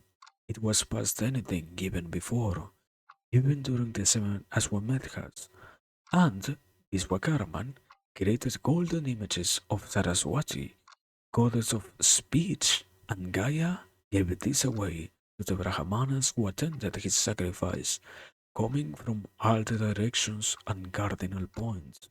Lord of men, When King Gaia, Hatman, performed his sacrifices, he erected sacrificial mounds at so many different places that but little space was left upon the surface of the Mahabharata. Through this Mahayagna, Gaia attained Devaloka, Indra's realm. Whoever bathes in the river Payasni goes to the realms which Gaia attained. So, Rahathiraha, Prince of Dharma, you and your brothers must bathe in this river, and, O protectors of the earth, you will be freed from all sin. Purushottama, Yudhishthira and his brothers perform ablutions in the river Payasni, after which they journey on to the hill of sapphires and the great river Narmada, where Lomasa names all the sacred tirthas for the Pandava and all the holy shrines for the Devas, of the Devas. As they visit each of these, one after the other, at their leisure, at each of them, Brahmans by thousands receive gifts from Yudhishthira. Lomasa says, Kaunteya, he who visits the Vaidurya Parvata, the Sapphire Mountain, and immerses his body in the river Narmada, attains the lokas of the Devas and the Raharishis. This is the cusp of the Dwapara and the Kali Yugas. This is the time when a man rids himself of all his sins. This is where Saryati performed sacrificial rites, at which Indra appeared and drank Somarasa, along with his Winnie Kumaras, and here Brigu's son of Garitapasya became angry with Mahendra, and the mighty Jyavana paralyzed Indra and gained the princess Sukanya for his wife. Yudhishthira says, how did Jyavana paralyze the Deva of the six gunas, the scourge of Baka? Why did the Maharishi become angry with Indra? And how, O Brahmana, did Jyavana enable the Aswini Kumaras to drink the Sumarasa? I beg you, tell me about all this exactly as it happened. That is Canto 121. Ah, yeah, we're taking a detour into yet another story inside of the story inside of the story. Anyways, is there any? I'm pretty sure there is some reading to make here, but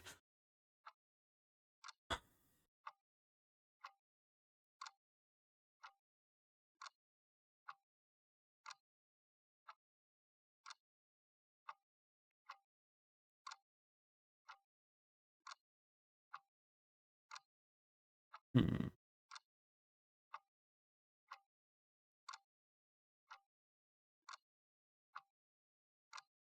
Okay, I don't even know what are they in the first part. I like that we are talking about a place which I don't even remember the name. Yeah, so many times it is said here, yeah, okay, but where? Exactly where? Um, Give me a second because I want to see that name.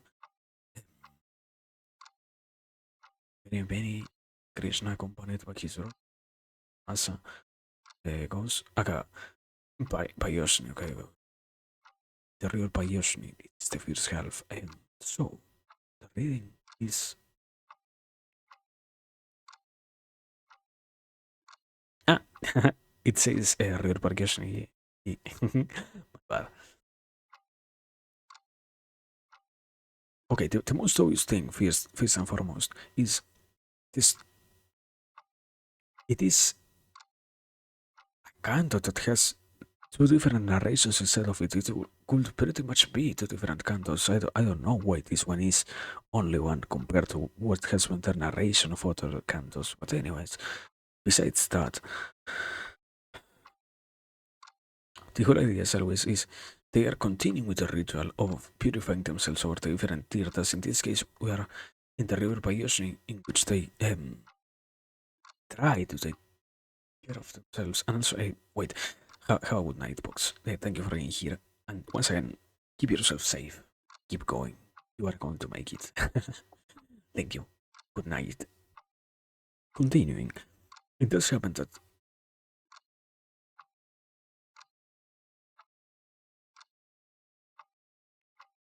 I believe. Okay, let me try to say it like this. What they are reminded of it is the amount of achievements that others have had in their place, because in this case they are, as I mentioned before, in a very poor state, so they are completely in the face of the successes that others had in the past, completely nothing in terms of making them notable when fulfilling this ritual. But at the very same time, what will be extracted from that is they are not in any particular way incapable of obtaining the same type of rewards, but quite the opposite. Even if they have nothing on their hands, because mm, tracing back a little bit on the story, these people had been stripped from all of their earthly possessions, as they call it. So they literally have no type of richness. The only type of gifts that they give to Brahmanas, as it says on the second part, are more of the spiritual sense, nothing really physical, because they are literally right now wearing leaves and skin as clothes. Not they're that much of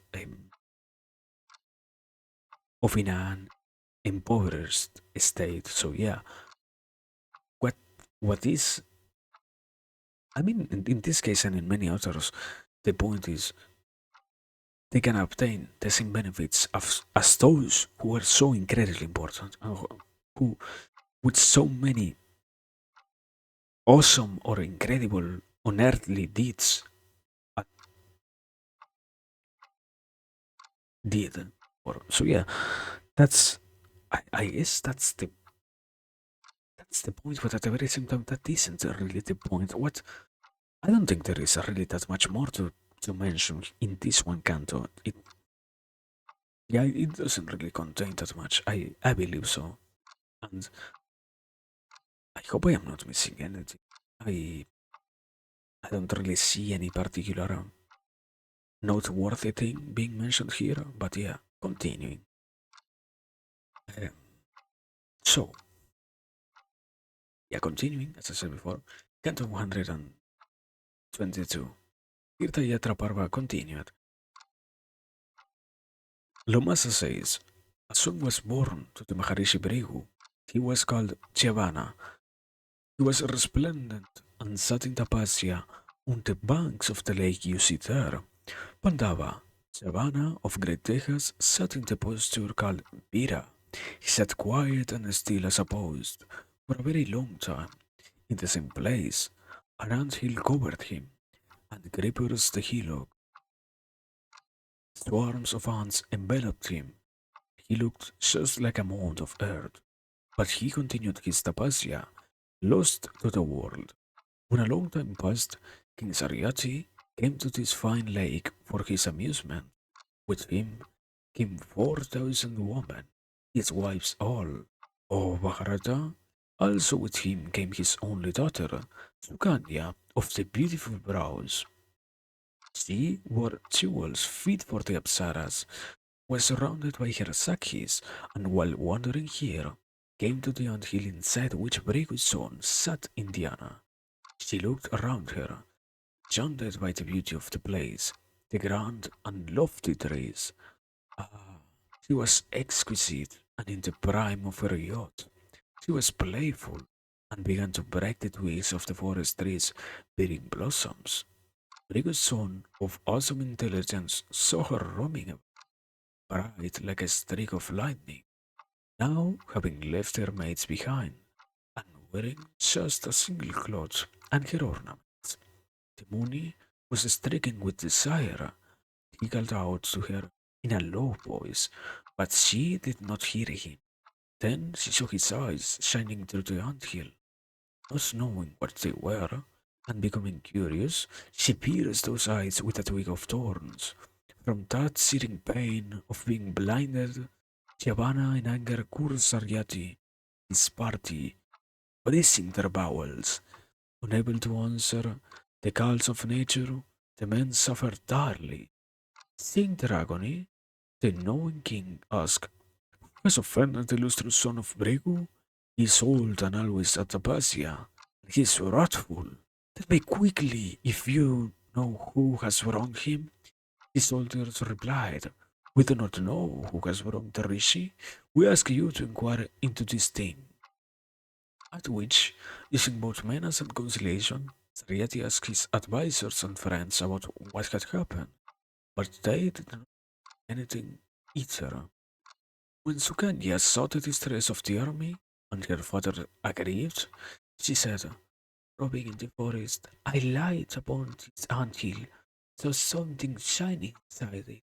Taking it for glowworms, I pierced the anthill with thorns. Sariati immediately came to the anthill, and there he saw Brigut's son, old both in years and apacia. With folded hands, the Lord of the Earth begged the sage, my daughter did this atrocious thing in ignorance and guilt. It becomes you to forgive her. Brigut's son, Giovanna said, full of pride, she pierced my eyes. O king, I will forgive you only on one condition, that you give me your beautiful, ignorant, and arrogant daughter for my wife. Sariati never paused, but bestowed Sukanya on Mahatma Chavana. Now the Holy One was pleased with the king and withdrew his course. Having won the Rishis grades, the king went home to his city with his troops. Having become the Muni's wife, the lovely Sukanya quickly proved herself to be dutiful, tending to his needs, in keeping vows, and practicing austerities herself. In observing Dharma, she was graceful, guileless, and she worshipped her husband Chavana. She looked after his guests whenever they came, and she kept the sacred fire burning.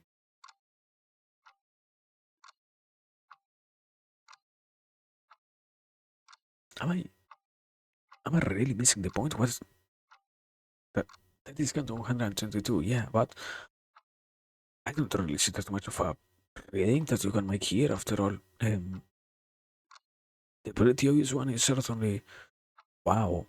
Um, this guy convinced the king to give him daughter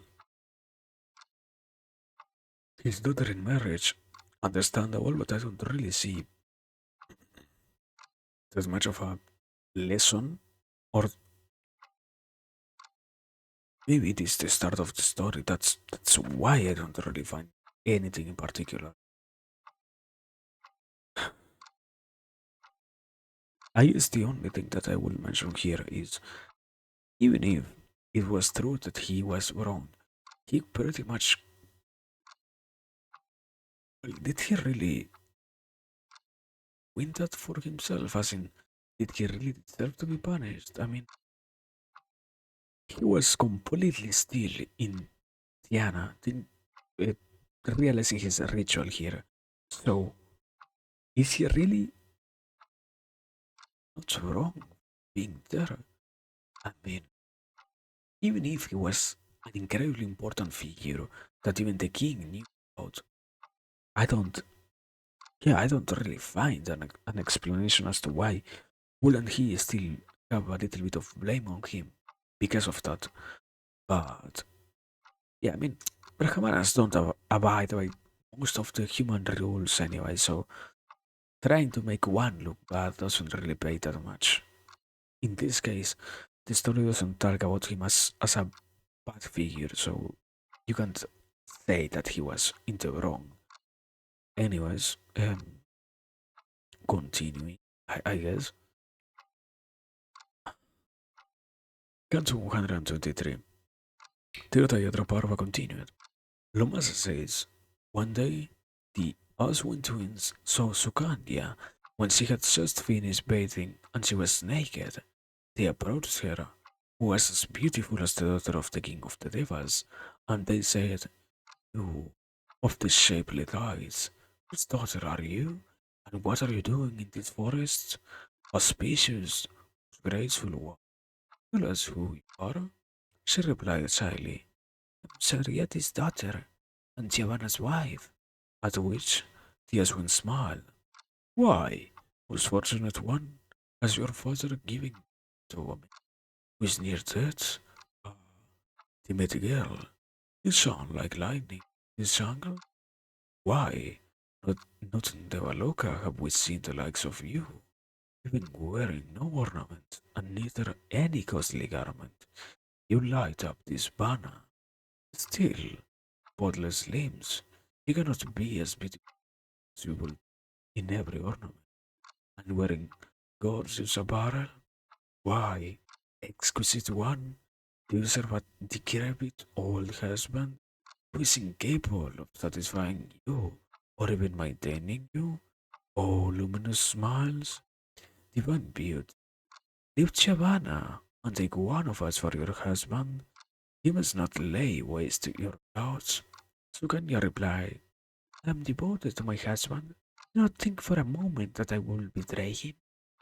They said to her, we are the husbands, the legendary physicians of heaven, who will make your lord as young and handsome as ourselves.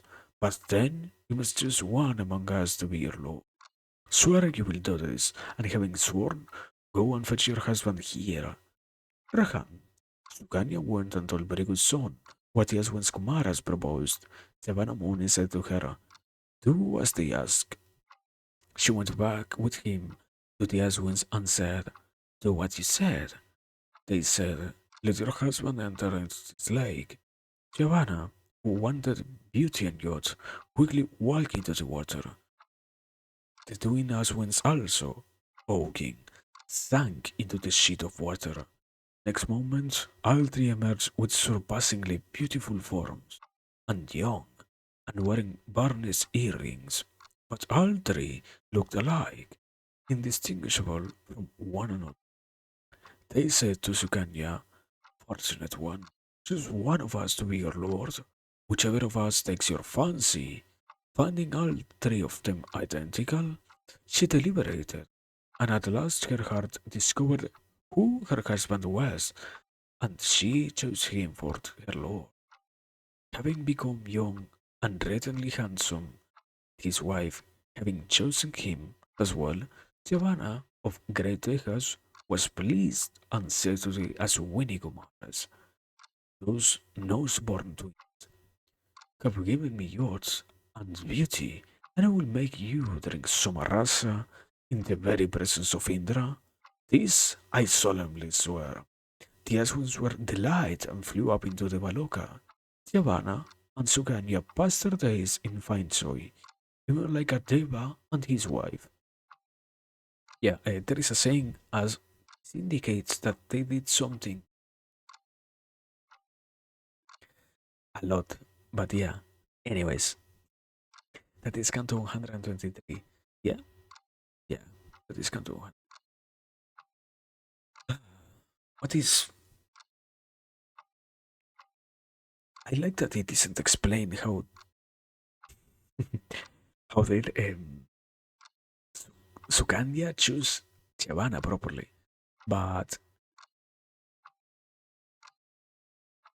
that would have been quite a useful reading to. If it was explained, how did she know which one of them was her husband? It could have been a little bit more useful. But anyways, I guess moving on from that into everything else, the main proposition, yeah, something that we have observed multiple times through the story is how the different gods, the devas themselves, like to tempt humans with their desires, because in a certain way they don't just reflect their desires, but also they talk about the inner desires that humans also hold. In this case, we can't fully explain it using only the rationality. After all, it certainly is completely fantastical that the man was returned to his best and probably an even better younger form of himself. But what is true is that you can still analyze it as because he was already being tempted by the looks of others, she needed to do the transformation of realizing how much of a youthfulness her husband had. And in this case, what we end up observing is she found something even better than somebody else had. In this case, also, even overshadowing what the gods themselves had to offer. That's why I would say like this, implying that it is a proper reading. The goal is for everyone to understand that it is a possibility and not a necessity to try and do such a thing. Because even in time, you will see that there are things that are more beautiful instead of the one that you chose as your bond than anything else. Because what happens in this particular story is not only the reading of Giovanna and Sukaria, but very much what is loyalty as a proper definition. Let's suppose it like that. I mean, as always, it is also something that will be later on discussed. Yet again, we are not even at the 25%, what is on the first quarter of the book, or done with the first quarter of the book. So certainly it will repeat itself. Don't worry.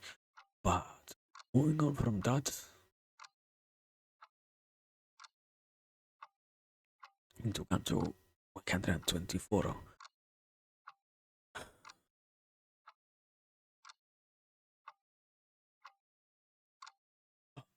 So, Canto 124. Tirtayedra Barba continued. Lomas says, now the news came to Zariati that Giovanna had been turned into a yacht. Well pleased, he went with his troops to the hermitage of the son of Breu, and he saw Giovanna and Suganya, like devas, children, and his ah, why is this thing here? What? Like devas, children, and his joy and that of his wife were as great as if the king had conquered the whole.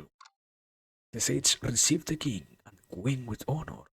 Sariati sat next to the rishi and entered into a happy and auspicious conversation with him. Brigu's son said, O king, perform a yagna at which I shall be the priest, procure everything that we need for the sacrifice, at which Sariati was overjoyed and expressed wholehearted approval. On an auspicious day, Sariati ordered a most excellent sacrificial shrine to be erected, provided with all that was needed for the yagna. Giovanna, the son of Bregu, was the king's priest and listened to the wonderful events which unfolded there. Giovanna took up some somarasa to offer it to the Aswini Kumaras, or physicians to the Devas. Even as the Rishi was doing this, Indra declared, these Aswins have no right to receive an offering of the somarasa. They are the physicians to the Devas in heaven. Their vocation does not permit them to drink the soma.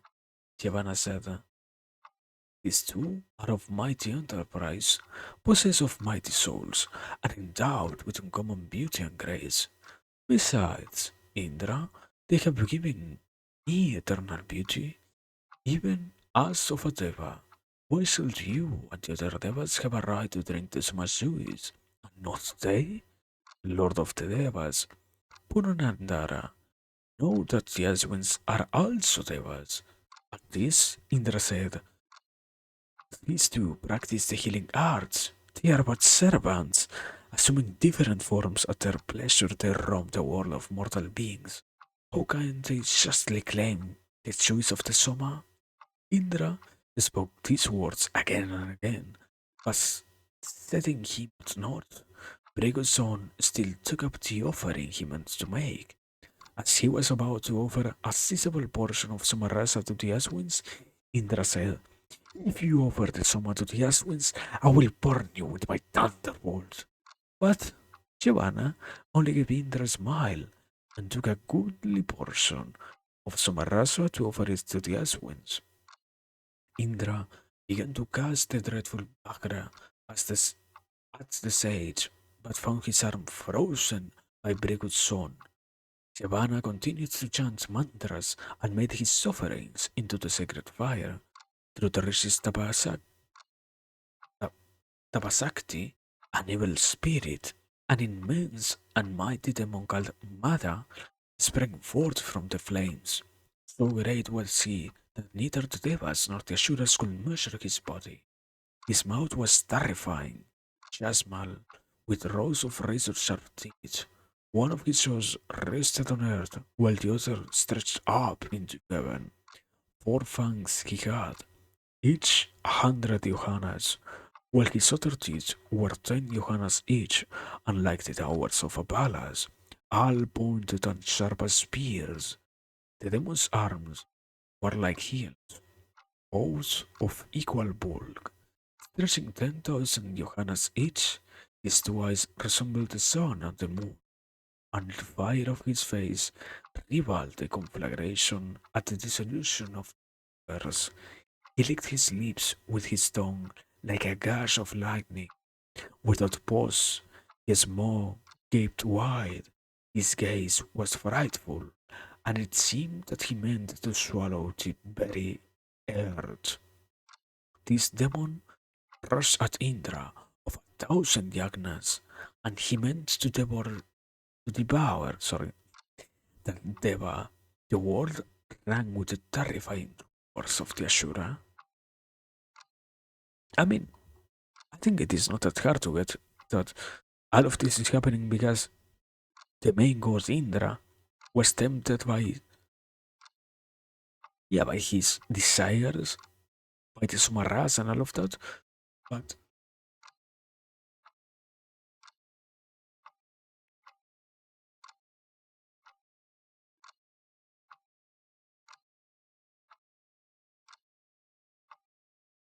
let's say like this, assuming that this is a possible correct reading, in that we'll have to confirm in the next canto. Ah, sorry, that was canto 100.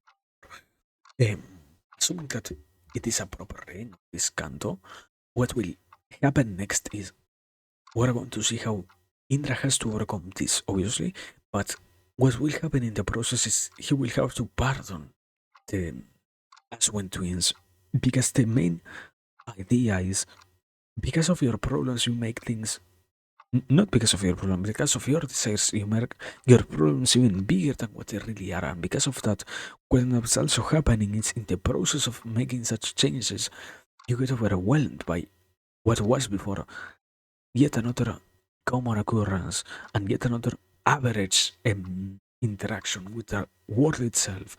In this case, even putting his whole life at a risk. The god that is Indra, one of the most powerful gods of the whole Hinduistic belief. So certainly, it can be said that he needs to part with his negative ideas so that he can get to survive this. And obviously, it happens because um, it isn't mentioned that any of the gods die here. So yeah, continuing probably, supposing that was a correct reading, he will also pardon the Aswin twins and his desires and such. Continuing.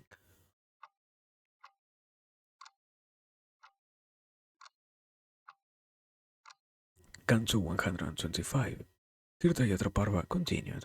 Lumasa says, when Indra saw the Ashuramata looking like Yama himself, rushing at him, shows agape, certainly meaning to devour him, while the Deva's arms remained frozen, that will only lick the corners of his mouth in terror. Frightened past endurance, Indra cried to Shyavana, O Bhargava, O Brahmana, I swear to you in the name of truth itself that from today this Winikumara shall partake of the Sumarasa. Be merciful to me, for I can never forswear myself. May your yagna be fruitful. This Aswin shall drink Sumarasa from now, because you, most holy one, have entitled them to it. O Bhargava, I did all this to spread the renown of your power. My purpose being to provide an occasion for their display. My other object was to spread the fame of Suganya's father Saryati. So, be merciful to me.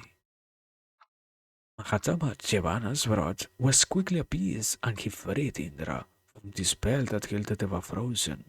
As for the Ashura Mata, whose name means intoxication, the rishi divided the demon and put his spirit into drink, into woman, into gambling, into field sport, and having lessened Mata, Shavana now gratified Indra with a draught of Soma and helped Saryati worship the entire host of devas.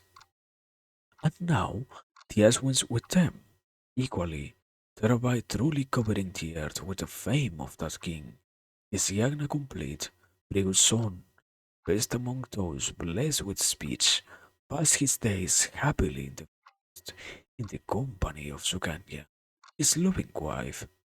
This is his lake, shining before all Yudhishthira, and echoing with the voices of birds. Here you and your brothers must offer Tarpana to your beaters and to the Devas, sovereign of the earth, lion of Bharata. You must go to Sikataksha as well, then to the Sandhava Bana, where you will find a number of small rivers and lakes.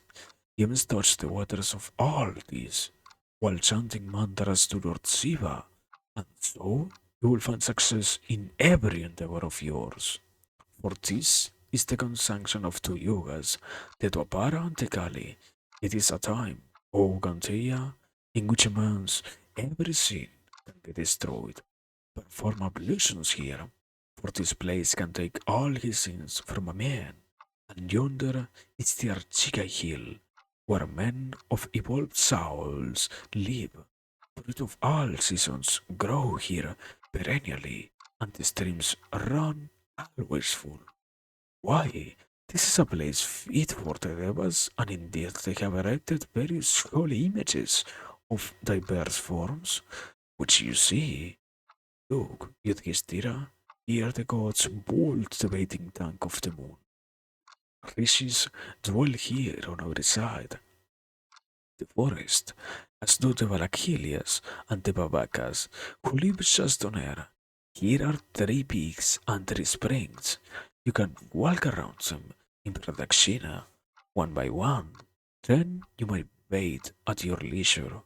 Santanu and Sunaka, the sovereign of men, and both Nara and Narayana attain everlasting realms from this place. Here the gods constantly come, as also the mains, together with the greatest sages. All of them have performed tapasya upon this Archika Parvata, sacrifice to them. Yudhishthira, here the Devas and the Rishis eat payasa. And here is the Yamuna, her spring exhaustless. Here Krishna sat in tapasya. O Pandava, you who drag the dead bodies of your enemies across the ground, the twins, Bhimasena, Panchali, and all of us will come with you to the river. Lord of men, this is the holy spring that belongs to Indra. Here, Varunadeva also rose up, and here they sat with faith, Indiana. This sacred hill welcomes kindly an honest folk. This is Yamuna of renown, frequented by hosts of mighty sages, and the setting for diverse religious rituals. She is most holy and destroys the fear of sin. Here, Mandakata himself, of the mighty bow, performed yagnas to the gods, and so did Somaka, the son of Sahadeva, and a most magnificent giver of gifts. Okay. Understandable. That is Canto 125. Um, the first thing is, as I said before, it did happen that um, Indra retracted his own word and all of that. Yeah, the second part I certainly didn't see coming, as in, not only did he part with his. I mean, yeah, it should have been quite obvious. Not only did he part with his negative feelings, but also because he did so, he even obtained the pleasure of receiving what he so much desired. Going back to this whole idea of only when you let go of your desires, it is that you finally obtain what you had been looking for. Because it is not enforcing what you are aspiring to obtain that you get it, but rather in deciding so in such a way that you can be sure that it comes because you are not quite contradictory, not forcing it to happen, something like that. Is the reading that applies here because this because he desired to be happy and to obtain these things. He wasn't capable of obtaining them, even if he was a god. That's why, that's why even more. It happens to every single human being. Such a concept affects all. It isn't that by desiring you're doing something bad, but rather by sticking to your desires that you condemn yourself. That's why even the Deva slash God needed to part from his desire, because only in doing so he ensured the desire itself to be fulfilled, let's say. But yeah, I don't think there is any other reading besides that. Everything else goes back to what we have been talking about, the Pandavas fulfilling their Tirtha adventure, and that is quite. I, I mean, it isn't meaningless by itself. The whole story of Tirthas, you can see it obviously as a man is purifying himself, and by, doing, by trying to do so, they realize all of their problems. And in this case, also, it is in the analysis of these stories that they find which imperfections they had, because obviously they are supposedly um, beings of incredibly dhyana, that is the comprehension of the texts that make up the Hinduistic belief. Therefore, they can understand what is the conclusion of these stories as we are discussing them. So, pretty much they are not only purifying themselves physically and spiritually, but also mentally by obtaining not the same, probably a lot more advanced conclusions from what is being discussed on the narrations that happen inside of the process. But yeah, continuing, I guess, that minimally suffices the desire to make any particular observation of this canto. So, moving on to the next one. Also, I think my voice is quite dying, so I don't even know why. But anyways, moving on. Canto 126. Tirthayatra Parva continued. Yudhishthira says, Great Brahmana, who was that dire among kings, Madhata, Yuvanas was son, born, that best of monarchs, celebrated across the three worlds? And how did he, of unmeasured lesser, attain the very pinnacle of regal power, since all the three worlds were as much under his subjection, subsection, holy shit, let me restart. And how did he, Lazar, attain the very pinnacle of regal power, since all of the three worlds were as much under his subsection as they are under that of Vishnu of mighty soul? I am eager to hear all about the life and achievements of that Raharishi. I would also like to hear how he was named Manhattan, he whose lesser evil thoughts of Indra himself. Tell me also how he was born, for you are a master of narration.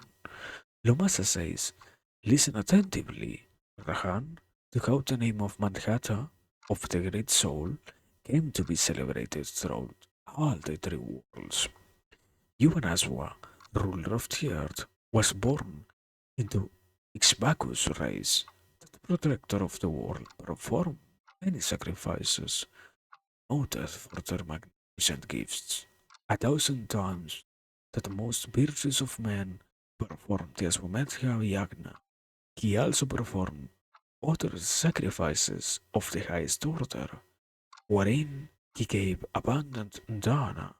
But that saintly king had no son, and he, of mighty soul and rigid vows, made over the duties of the state to his ministers and went away to dwell in the forest.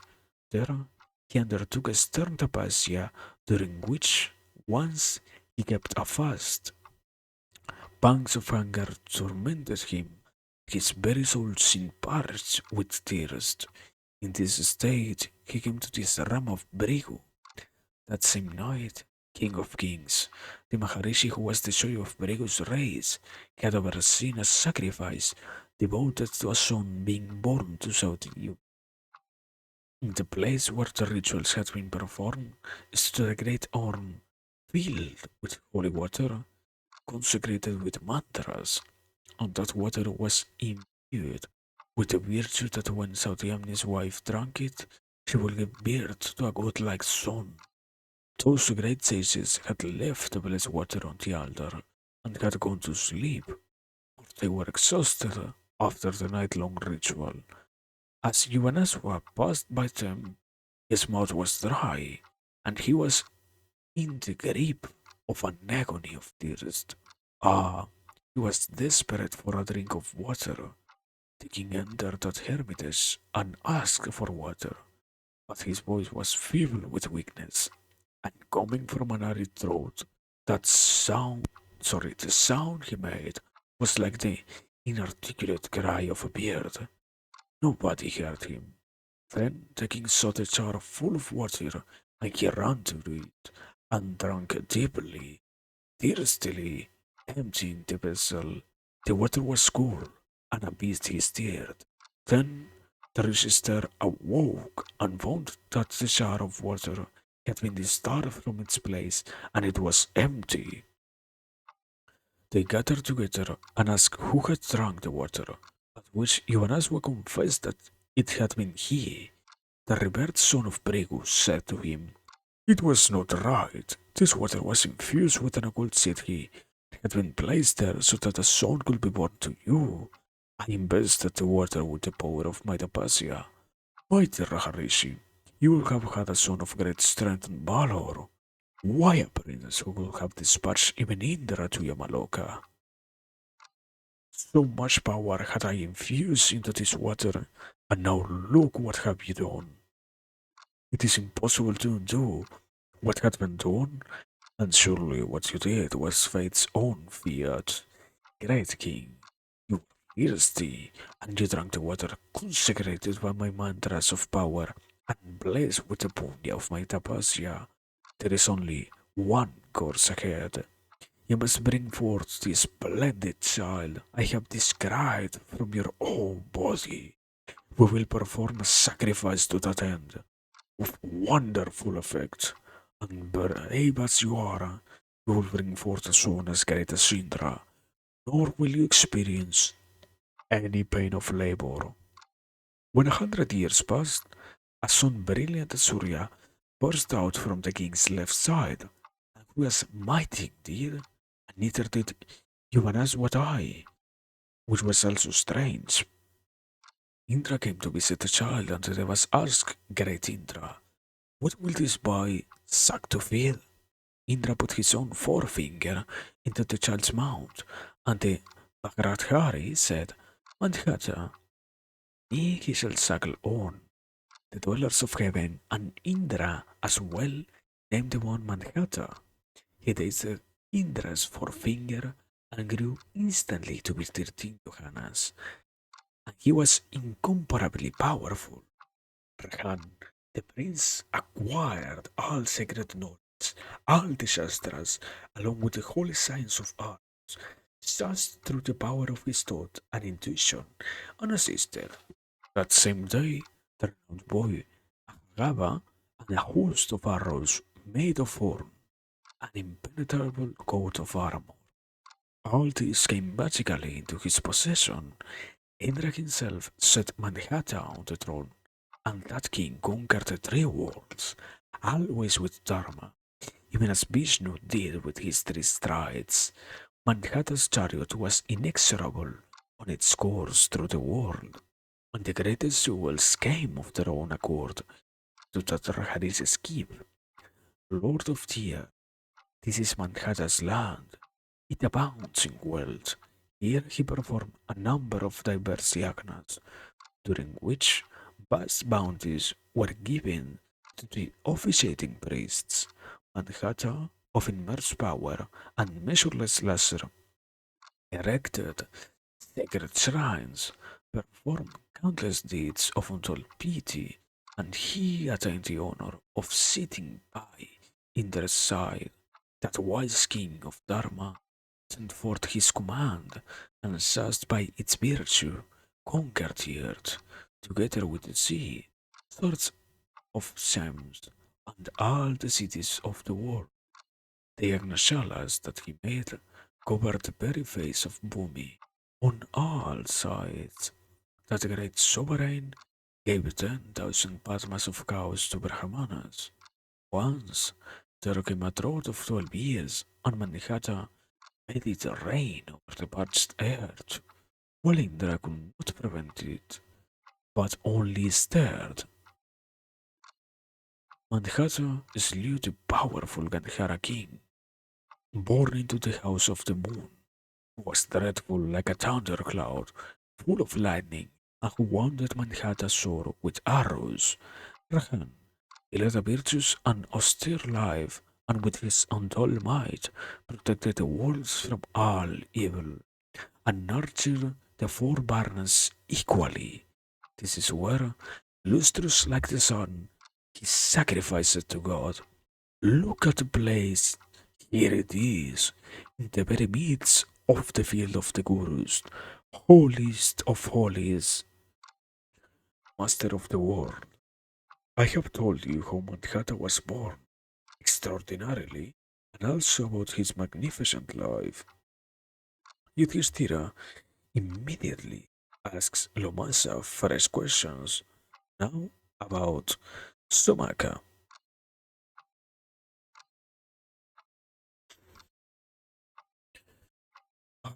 Okay, that is Kanto 126. Also, I don't know what's up with my throat. I didn't really expect for it to start dying out of nowhere.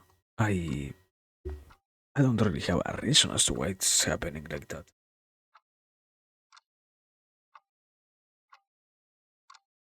It seems very understandable that it is only about this guy Manhattan.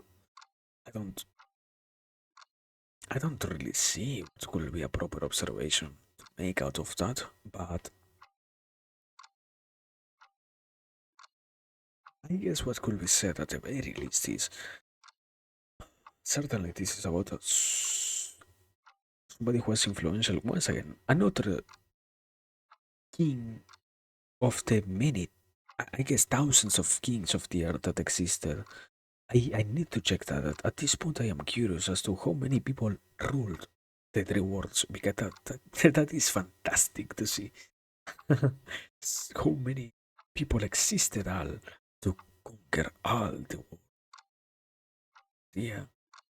Besides that, I don't know. I think it is quite understandable that, as it said before, destiny must happen, and the prophecy must be fulfilled, even if it is in a completely strange way, like it happened with the prince getting not even pregnant. It wasn't pregnancy. It was something once again very magical, mystical. But yeah, there is no well, analysis. I believe I don't see it at the very least. I will accept. Uh, yeah, I will say it's kind of 106 by itself. I don't really see that much more to do. Let's see. How long is the next canto? Because all of them had been incredibly so far. Can't we? Yeah, yeah, yeah. Finally, after this one, we're finishing for today because I don't know what happened. I think I have an idea. Probably I drank a little bit of mate and it was incredibly hot. I noticed because I burned a little bit my tongue. Well, mate and also coffee, so yeah. Anyways, continuing. No, wait, let me drink water off, and after that I'm probably continue.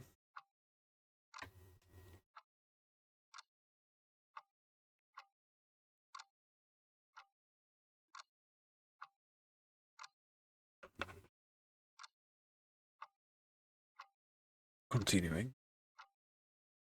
7. Tirtaya Drapa. Continuing.